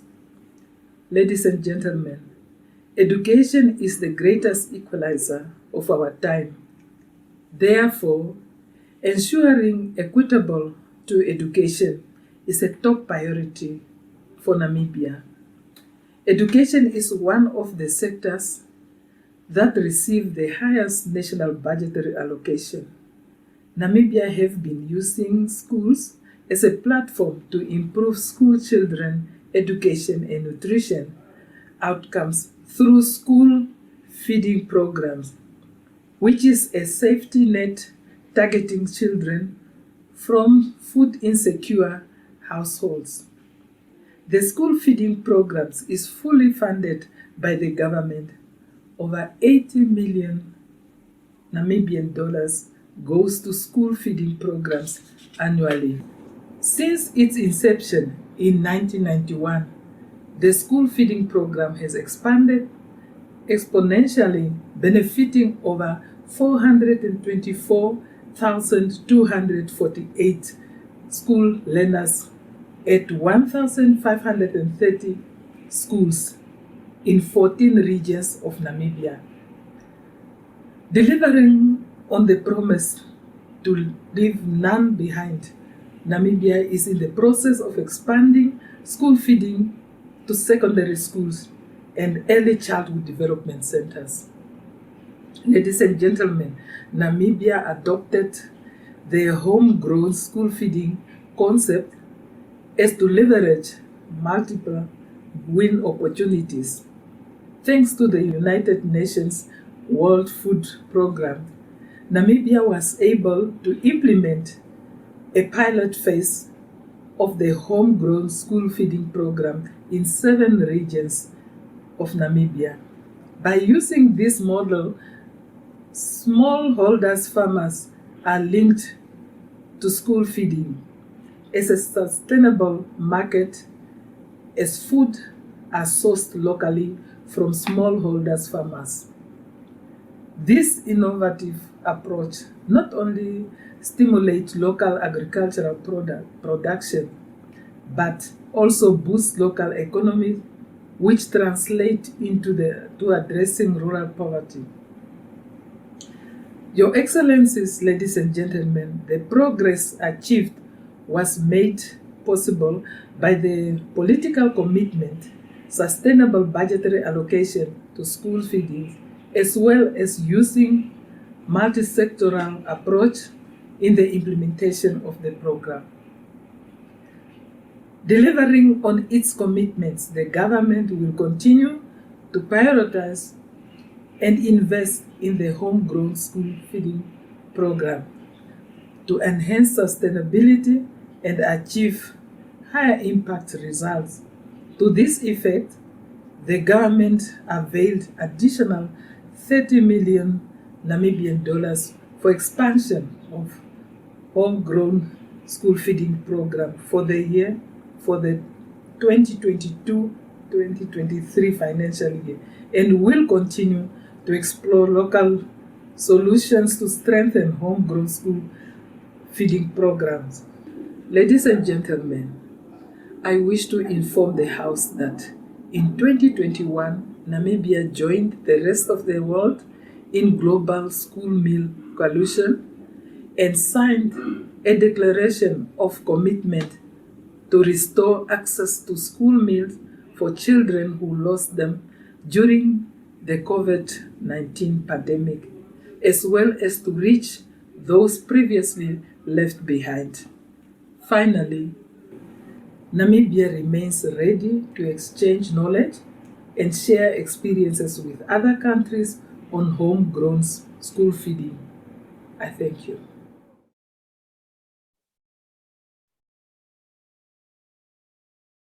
Thank you so much, Her Excellency Faustina Kale, Deputy Minister, Minister of Education, Art and Culture in Namibia. And very important there, what she mentioned about being ready to work with others, to learn and share so that we can be able to advance. A number of the countries here that have made commitments have made that same remark about working together, learning from one another. And that is what is important. That is what brings us together, the African unity that comes along under the umbrella of the African Union, that enables us to have platforms to exchange and to share ideas and to grow together. De ce pas, nous allons aller vers l'Afrique de l'Ouest, où je vais inviter Madame Alice Mingenu, qui est membre du cabinet du ministre des Enseignements maternels et primaires du Bénin. Elle représente le ministre au sein de ce panel en sa qualité de conseillère technique du ministre à la décentralisation et à la coopération en éducation. Vous avez la parole, madame. Merci, monsieur. Distingués participants à la 7e édition de la Journée internationale africaine de l'alimentation, mesdames, messieurs, par ma voix, recevez les salutations les meilleures du ministre des enseignements maternels et primaires, qui, pour des raisons indépendantes de sa volonté, n'a pu prendre personnellement part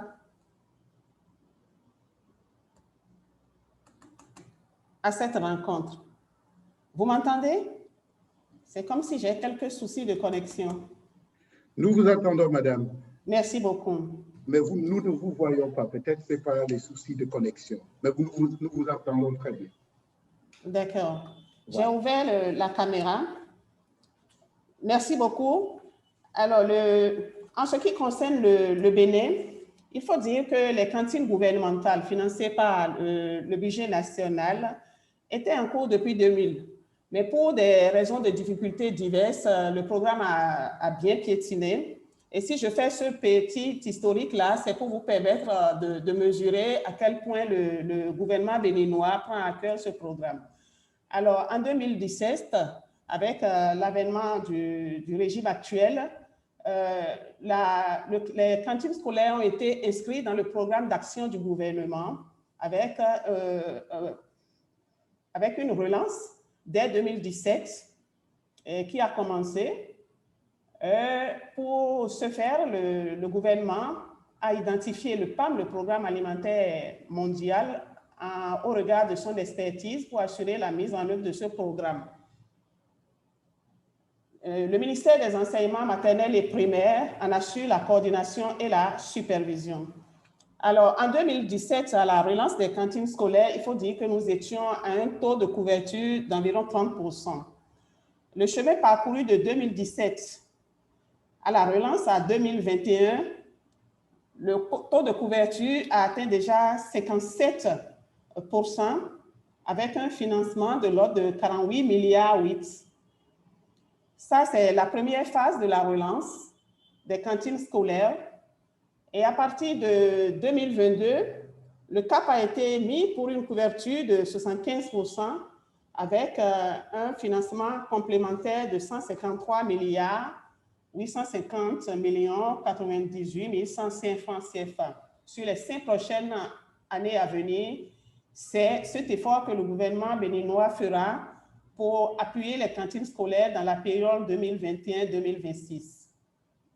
Il faut dire que cette extension a permis de toucher un nombre impressionnant d'écoles.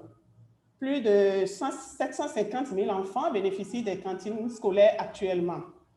Et pour le gouvernement du Bénin, l'alimentation constitue une véritable priorité et il est fortement engagé à cela. Et qu'est-ce qui conforte le gouvernement béninois dans cet engagement? C'est qu'il faut dire, il faut souligner que le programme a été évalué en 2019 et a montré la pertinence d'un tel programme.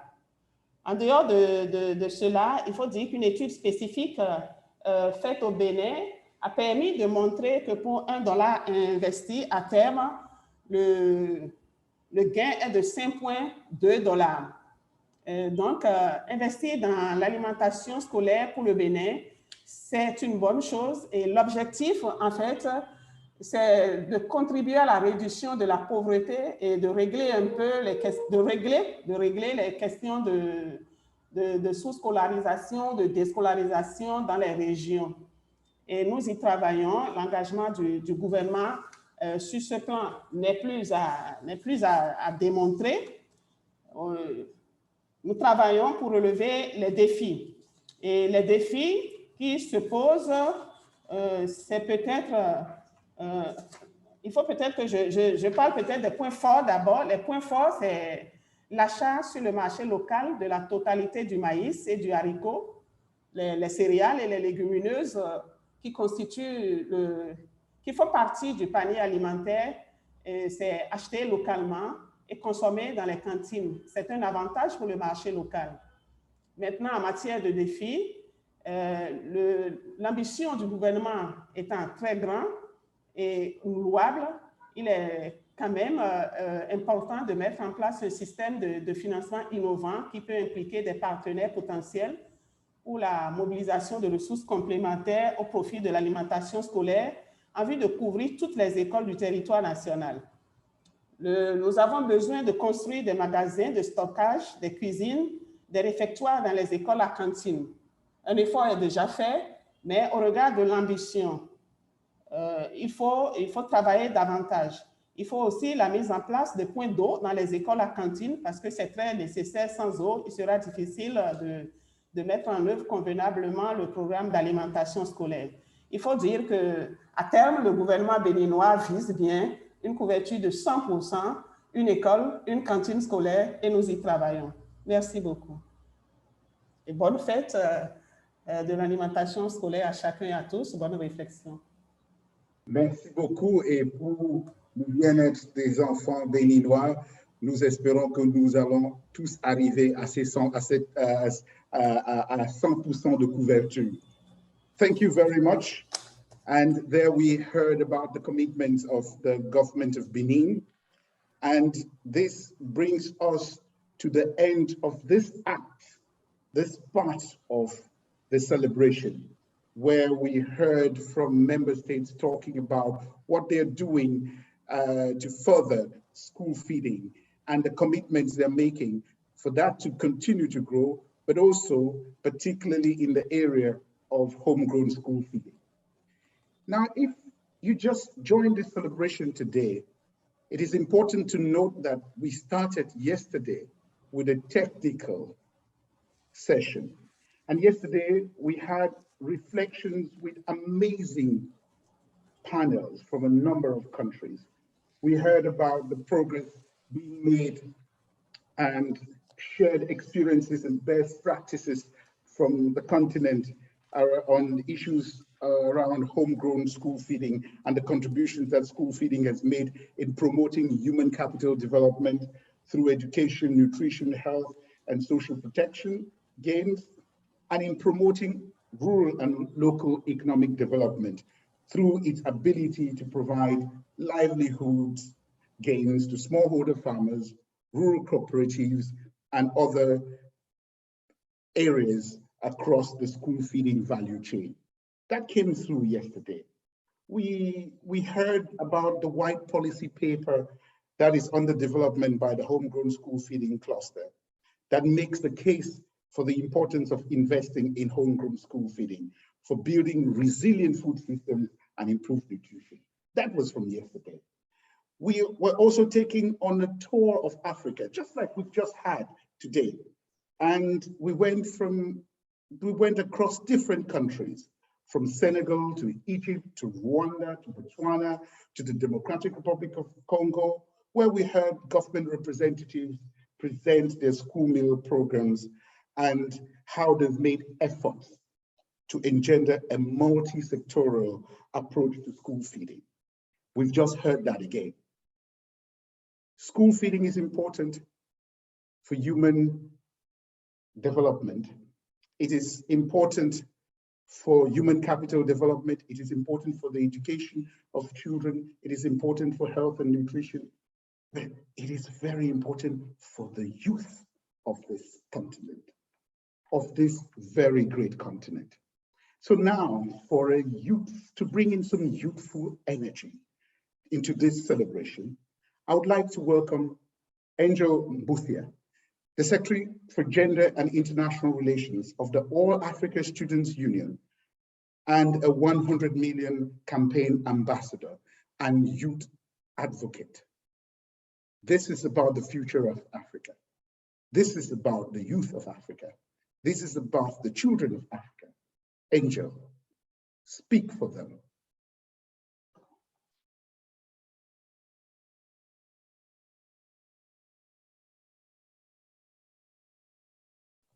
Angel, it's over to you.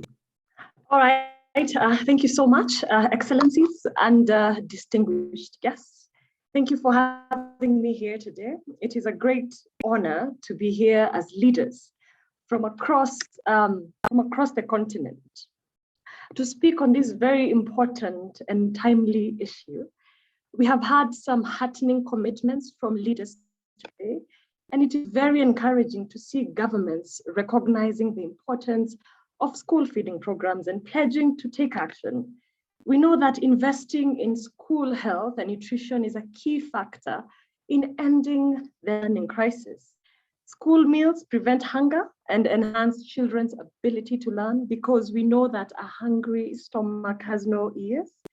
Sick children cannot attend school and hungry children cannot learn. Investing in school feeding programs is necessary to complement other investments in education infrastructure, because when children are malnourished, sick, or hungry, they cannot take full advantage of learning opportunities. Millions of children in low-income countries have lost almost 2 years of school due to COVID, and all the progress on education over the last decades is at risk of being lost.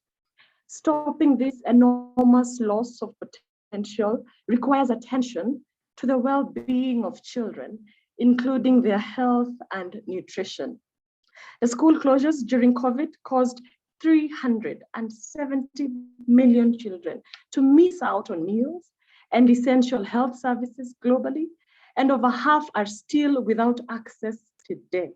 We must address the hunger and nutritional deficiencies that make it harder for children to return to and stay in school. Building back better from COVID and creating more inclusive, efficient, and resilient education systems requires investing in the whole learner and making sure that children are healthy and safe to return to school. And that is why the Global Partnership for Education support to partner countries includes funding for integrated school health interventions. So while these commitments are an important first step, I urge leaders to take the necessary steps to turn lofty commitments into tangible actions to produce results for the millions of girls and boys that rely on school meals for critical nutrition. I speak so passionately on this because I have experienced the impact of school meals on a personal level. So when I was 9 years old in class 4, school meals or hot lunch, as was commonly known, was rolled out in my school. It immediately made lunchtime the most significant hour of our day. I remember that immediately the bell rang, we would run helter-skelter to the kitchen for our hot meals. More than the joy of gathering with my classmates to eat, I remember that hot lunch made it possible for all students in my class to be free from hunger during lessons. Before the hot lunches were introduced, some students brought a packed lunch from home while others did not, because they simply could not afford it. Hot lunch equalized us as kids in school and made it possible for all of us to sit down to a meal and return to classes full of energy, regardless of our socioeconomic status. If we want to truly ensure that education systems are making it possible for every child, including the most vulnerable girl and boy, to fulfill their potential, then we cannot have that discussion with investing in school feeding programs. The benefits of school feeding programs go beyond the learners and schools. They multiply and impact the communities and local economies. The schools provide local farmers with a predictable outlet for their products, leading to a stable income, a ripple effect, more investments, higher productivity, as has been previously highlighted by the previous speakers. So we must work together across all stakeholders, governments, CSOs, agencies, youth, communities, and parents to achieve a quality education for every child and to ensure that no child is ever too hungry to learn. Thank you very much. Back to you. Angel, what a passionate statement, and how you brought the reality that children in Africa face each day. When you told the story of your school days and how the hot meals were very helpful, I flashed back to my days in primary school and my primary school where we didn't have those meals. You said something very important. You said that the hot lunch equalized us. I'm quoting you.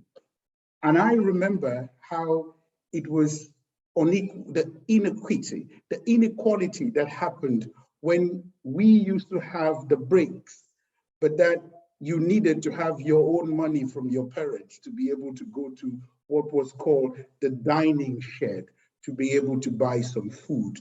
So those children who did not have money could not acquire could not have the food that they needed to re-energize them so they could get back into class and study. And that was very, very difficult. That was a challenge. And you, through your example, showed us the difference that occurs when we have school feeding.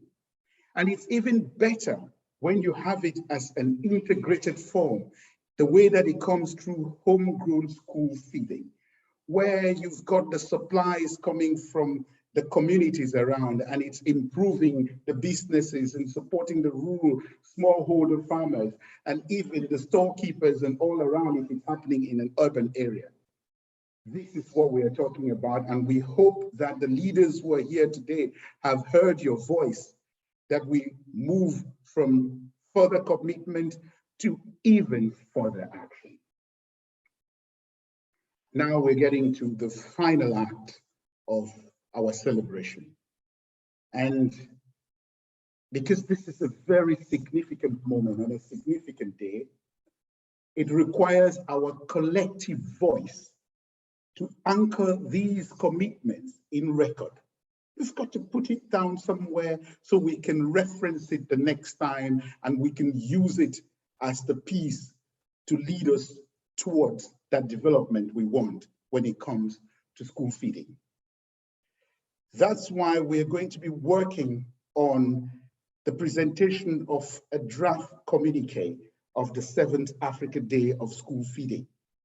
To take us through this session, I would like to welcome the Acting Director of the Department of Education, Science, Technology and Innovation of the African Union Commission, Mr. Hambani Masheleni, to present us the draft communique of the 7th Africa Day of School Feeding, and then work with us towards making this commitment real on paper. Over to you. Thank you. Thank you very much, Mr. George Fomien, our moderator. We thank you for steering our celebrations today of the African Day of School Feeding. My name is Amban Masheleni, and I'm the Acting Director for the Department of Education, Science, Technology and Innovation in the African Union. Your Excellencies, here with us today, the ministers in charge of education from our African Union member states, the representatives of the PRC and members of the diplomatic corps, international organizations, civil society, and the private sector that have joined us today to celebrate this very African School Feeding Day. Colleagues from the African Union, in particular, the key departments that are collaborating from agriculture and health and humanitarian, collaborating to ensure that we really move the agenda of school feeding on the continent collectively. They are here with us, distinguished guests, ladies and gentlemen. My job is very simple, straightforward, and clear. I have to read out the declaration, the draft declaration for our celebration today to inform our next actions on school feeding efforts, as well as the decisions that we may want to craft around our efforts to move forward this program on the continent. Our draft communique goes like this. We, the African Union member states, the African Union Commission, the African Union Development Agency, AUDA, together with our partners, mentioning the World Food Program, WFP, UNICEF, FAO, and UNESCO, as well as other developing partners and the cluster members of the homegrown school feeding cluster, meeting today on the 1st of March 2022 to discuss our commitment and advance the homegrown school feeding agenda in the African Union, in the African continent. The communique consists of preamble paragraphs. I will not read them through, but I'll give you the gist behind probably a few of them. The first paragraph expresses the commitment of our heads of state and government on school feeding as a transformative program for the continent. The next preamble calls on the strategies that are there on the continent in terms of the homegrown school feeding intervention. We are looking at the strategy for the continental strategy for education, the comprehensive Africa Agriculture Development Program, CADEP, as well as the regional nutrition strategy for realizing the Agenda 2063, the Africa we want. We also zeroed down on the theme of the year on nutrition, and this has been alluded to many times in the discussions today. We also are taking note of the domestic program on the progress on the continent on homegrown school feeding, and in particular, the domestic resources that are held to the program in order for us to move forward with the program on the continent. We also allude to the 4 C's that affect our program and our efforts. The COVID-19 pandemic, conflicts, climate change, and the cost of food. All these affect our homegrown school feeding efforts, and the children are bearing the brunt. The other preamble stresses strategic sector partnerships. We need to ensure that we have multi-sectorial school feeding programs that harness core benefits across multiple sectors, from education, agriculture, social protection, nutrition, and health. The next, we are talking about access to school meals. We are taking cognizant of the fact that 60 million children on the African continent do not have access to school meals. And this you have alluded to, Your Excellency, in the interventions you have given. The next few preambles, they are talking about rethinking education systems, building a responsively resilient and better systems, transformation educational systems on the continent that we need to rebuild, following the disruptions we have encountered through the pandemic and all those 4 C's. The last part of the preamble gives us a view of the discussions we have on the state of school feeding in Africa, the space we have given to each other to listen to what is happening across the continent, the role of each particular organization, member states, regional economic communities, and what we are doing today, yesterday, and today. With this, I will now read the operative paragraphs of our preamble, whereby we call for AU member states to continue increasing domestic financing for school feeding programs, subject to each country's capacity to restore pre-pandemic gains and reach the 60 million children who did not have access to school meals before the pandemic, and also calls upon development partners to provide the financial, technical support required to augment country efforts to support the continental restoration and the future scale up of school feeding programs in the continent. We are also requesting the African Union Commission that I represent ably, NEPAD, the Homegrown School Feeding Cluster, and the recently established School Meals Coalition to work with the AU member states to promote global intra-African knowledge sharing to learn from best practices in policy formulation and implementation of homegrown school feeding.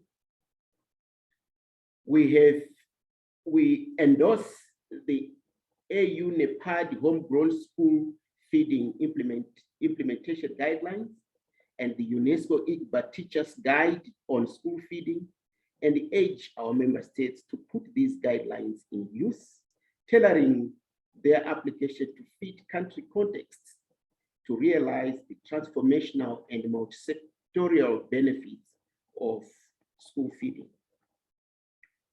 Support the School Meals Coalition goal of ensuring that every child has an opportunity to receive a healthy, nutritious meal in schools by 2030. And in its three objectives: one, restoring what we had, reaching out those we missed and improving our approach, and invite non-signatory AU member states to the School Feeding Coalition to strongly consider joining to take advantage of the coalition as a vehicle to support country progress and scale up.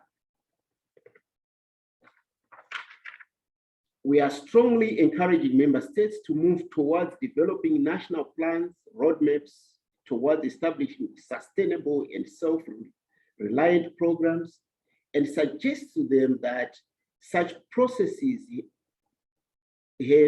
must have multi-stakeholder and multi-sectorial involvement that will ensure the development of robust commitments that have the support and input of key stakeholders, including development partners, implementing agencies, civil society actors, such as smallholder farmers networks. We are encouraging member states to provide necessary information to the African Union Commission and the homegrown school feeding cluster members while conducting the 21-2022 biennial report of school feeding in Africa. We welcome the UN Secretary General's announcement on convening a transformative education summit in September 2022, just around the corner, and invite our AU member states, the Commission, NEPAD, outer NEPAD, and developing partners to mobilize collectively ahead of the summit to ensure that the school feeding is placed on the summit's agenda and be included on a transformed, resilient, and responsive education system that prioritizes investment in both the learning and the learner.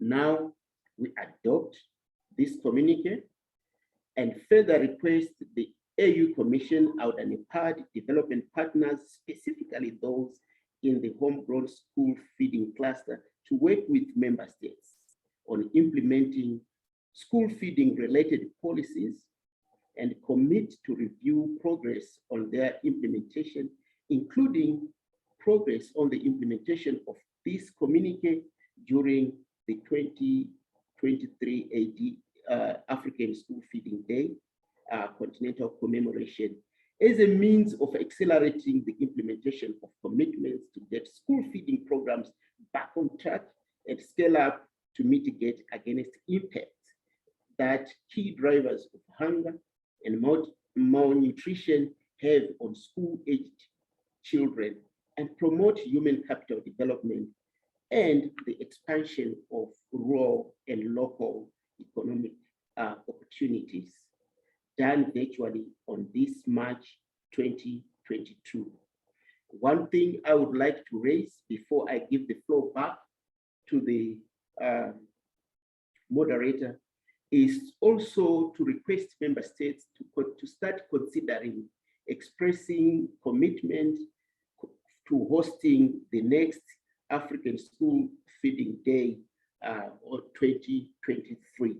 I thank you very much, George. Over to you.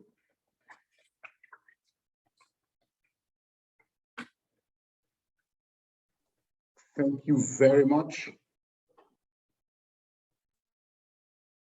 Thank you very much. And this is an important moment, as we said, and you said, because this is the time when we're putting the words on paper so that we move towards concrete action. So we are now getting to the point where we lift up everything. And so we are moving towards the end of this celebration, at least for this moment that we are having here. So I would like at this time to invite Dr. Godfrey Bahigwa, Director of Agriculture and Rural Development, to give the closing remarks on behalf of Excellency Josepha Leonel Correa Sacco, Commissioner for Rural Development, Blue Economy, and Sustainable Environment at the African Union Commission.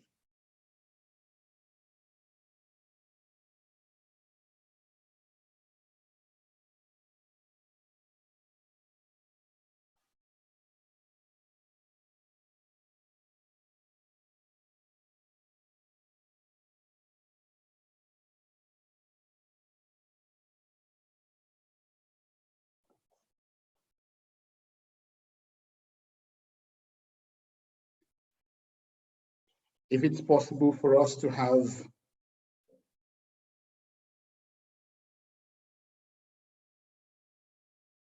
I can see a message from Dr. Godfrey Bahigwa indicating that he's working to get on video so that he can join us for this final statement and closing remark, which he is presenting on behalf of the Commissioner for Rural Development, Blue Economy, and Sustainable Environment. I think I have seen Dr. Godfrey Bahigwa. You're welcome. Thank you so much, George. I'm happy to be here to give closing remarks on behalf of Her Excellency Ambassador Josepha Sacco, the Commissioner for Agriculture, Rural Development, Blue Economy, and Sustainable Environment of the AU Commission. I will read Her Excellency's remarks verbatim, and I stand on existing protocol. Excellencies, distinguished guests, and ladies and gentlemen, I would like to appreciate all dignitaries and officials who made keynote speeches, as well as those who took part in this very important event. I express my deep appreciation to the Department of Education, Science, Technology, and Innovation, and our partners for organizing this important commemoration of the 7th Africa Day of School Feeding event. I'm profoundly honored to give closing remarks at this commemoration under the theme, Nutrition and Human Capital Development in Africa through increased investment in homegrown school feeding, which is aligned with the 20 AU theme of the year on building resilience in nutrition and food security on the African continent, which was adopted, as you heard from previous speakers, by the recent AU Heads of State and Government Summit. As many speakers before me have noted, today's celebration has highlighted how the African continent has successfully made progress on supporting its youth, creating human capital, and building local economies by expanding and strengthening homegrown school feeding programs. Excellencies, ladies and gentlemen, currently we have a lot to appreciate from our member states as you heard them present what they are doing in the respective countries, and our partners, as there is significant progress that has been made since the AU Assembly decision on homegrown school feeding. Since 2013, Africa has doubled the number of children receiving school meals from 35 to 65 million. Most of the funding has come from domestic budgets, and this is significant. Most recently, leaders from all of Africa have stepped up and prioritized school meals in their national plans. Despite the progress, African countries and development partners need to take urgent action to achieve the commitment and targets agreed in the Malabo Declaration and the Africa Regional Nutrition Strategy to end hunger and malnutrition. This goes without saying that homegrown school feeding has made us in the agriculture sector principal stakeholders in the program. This means that the program has evolved into a shared responsibility and joint ownership for the education, agriculture, and health sectors. An integrated approach in planning, implementing, monitoring, and evaluating a homegrown school feeding program at the local, national, and continental levels is critical because it stimulates joint ownership and mutual accountability. When this becomes a policy and practice, quality in all aspects of the program will be assured and will generate multiple impacts. Hence, there is need for more investments in national school feeding programs, and governments and partners need to work together to establish innovative financing mechanisms. The importance of partnerships to keeping advancing school feeding on the continent and the role of the South-South dialogue and networks in supporting countries to move forward needs to be emphasized. Ladies and gentlemen, I wish to advocate that for us to work together as education, agriculture, and health sectors in a harmonized policy and program implementation environment, shared ownership, and mutual accountability, there is need for policy alignment and mainstreaming. This can be assured through joint development of legislation and legal frameworks, policy directions and strategic frameworks, and implementation guidelines, all streamlined under the AU Homegrown School Feeding Cluster. Therefore, the guidelines for the design and implementation of homegrown school feeding programs in Africa that were launched this morning by the CEO of OUDA NEPAD will go a long way to support the development of national action plans. And second, there is also need for the three sectors to cooperate and complement one another in planning and carrying out the operations and interventions of homegrown school feeding activities at continental, regional, and national levels. Ladies and gentlemen, with these remarks, I wish to thank you very much for your kind attention, and it is my pleasure and honor to declare this webinar closed, but hand back to the moderator, George, for any final remarks that he may have. Back to you, George. Dr. Godfrey, thank you very much. Who am I to say anything beyond what you have said? I think, ladies and gentlemen, distinguished guests, excellencies, it is the moment where we are going to part company for now. We want to thank you all for tuning in and joining us here today. It has been my utmost pleasure to serve as your master of ceremonies today and to celebrate this 7th Africa Day of School Feeding. And I would like to thank you all for your participation. As we close the session, I invite you to watch the following videos, which show that we are celebrating and gives you an idea of what happens in schools across Africa when we have school meals. And it's even better when it's homegrown school feeding that is at play. Thank you very much. Merci beaucoup. Au revoir.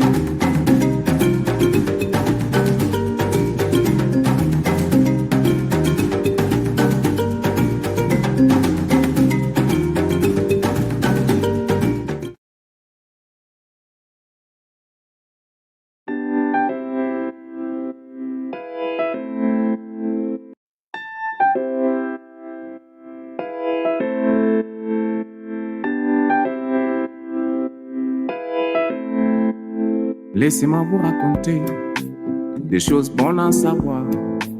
Comment peut-on se retrouver du plus fort de l'école au plus faible de l'école, du plus brillant de l'école au plus paresseux de l'école? N'entre pas dans son jeu, la fin n'a pas d'amis. Chez l'enfant, elle est dangereuse et l'enfant est l'avenir. Il est comme une fleur de rose qui fait vibrer le cœur du monde. Enfant sans rose à l'école, un repas par jour. La cantine scolaire est la meilleure des solutions. Enfant sans rose à l'école, un repas par jour. La cantine scolaire est la meilleure des solutions.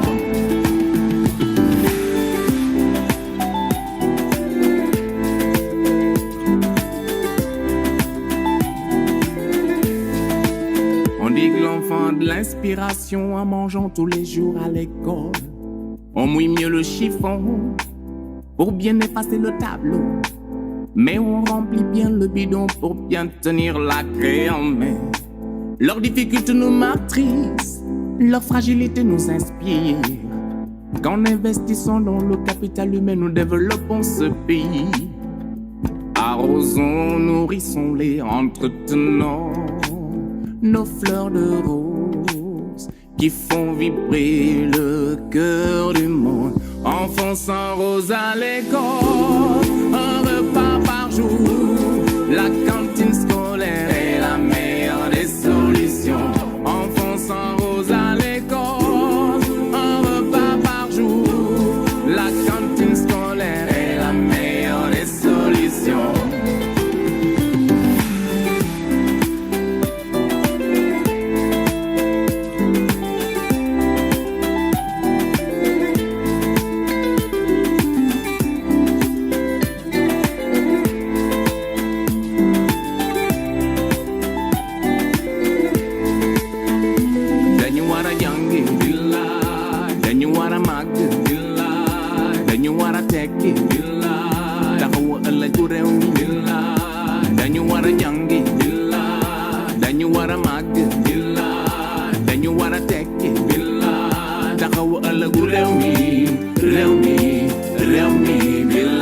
Nous sommes les amis des cantines scolaires pour faire entendre la voix d'un million d'enfants défavorisés. La cantine scolaire est la solution. Enfants sans rose à l'école, un repas par jour. La cantine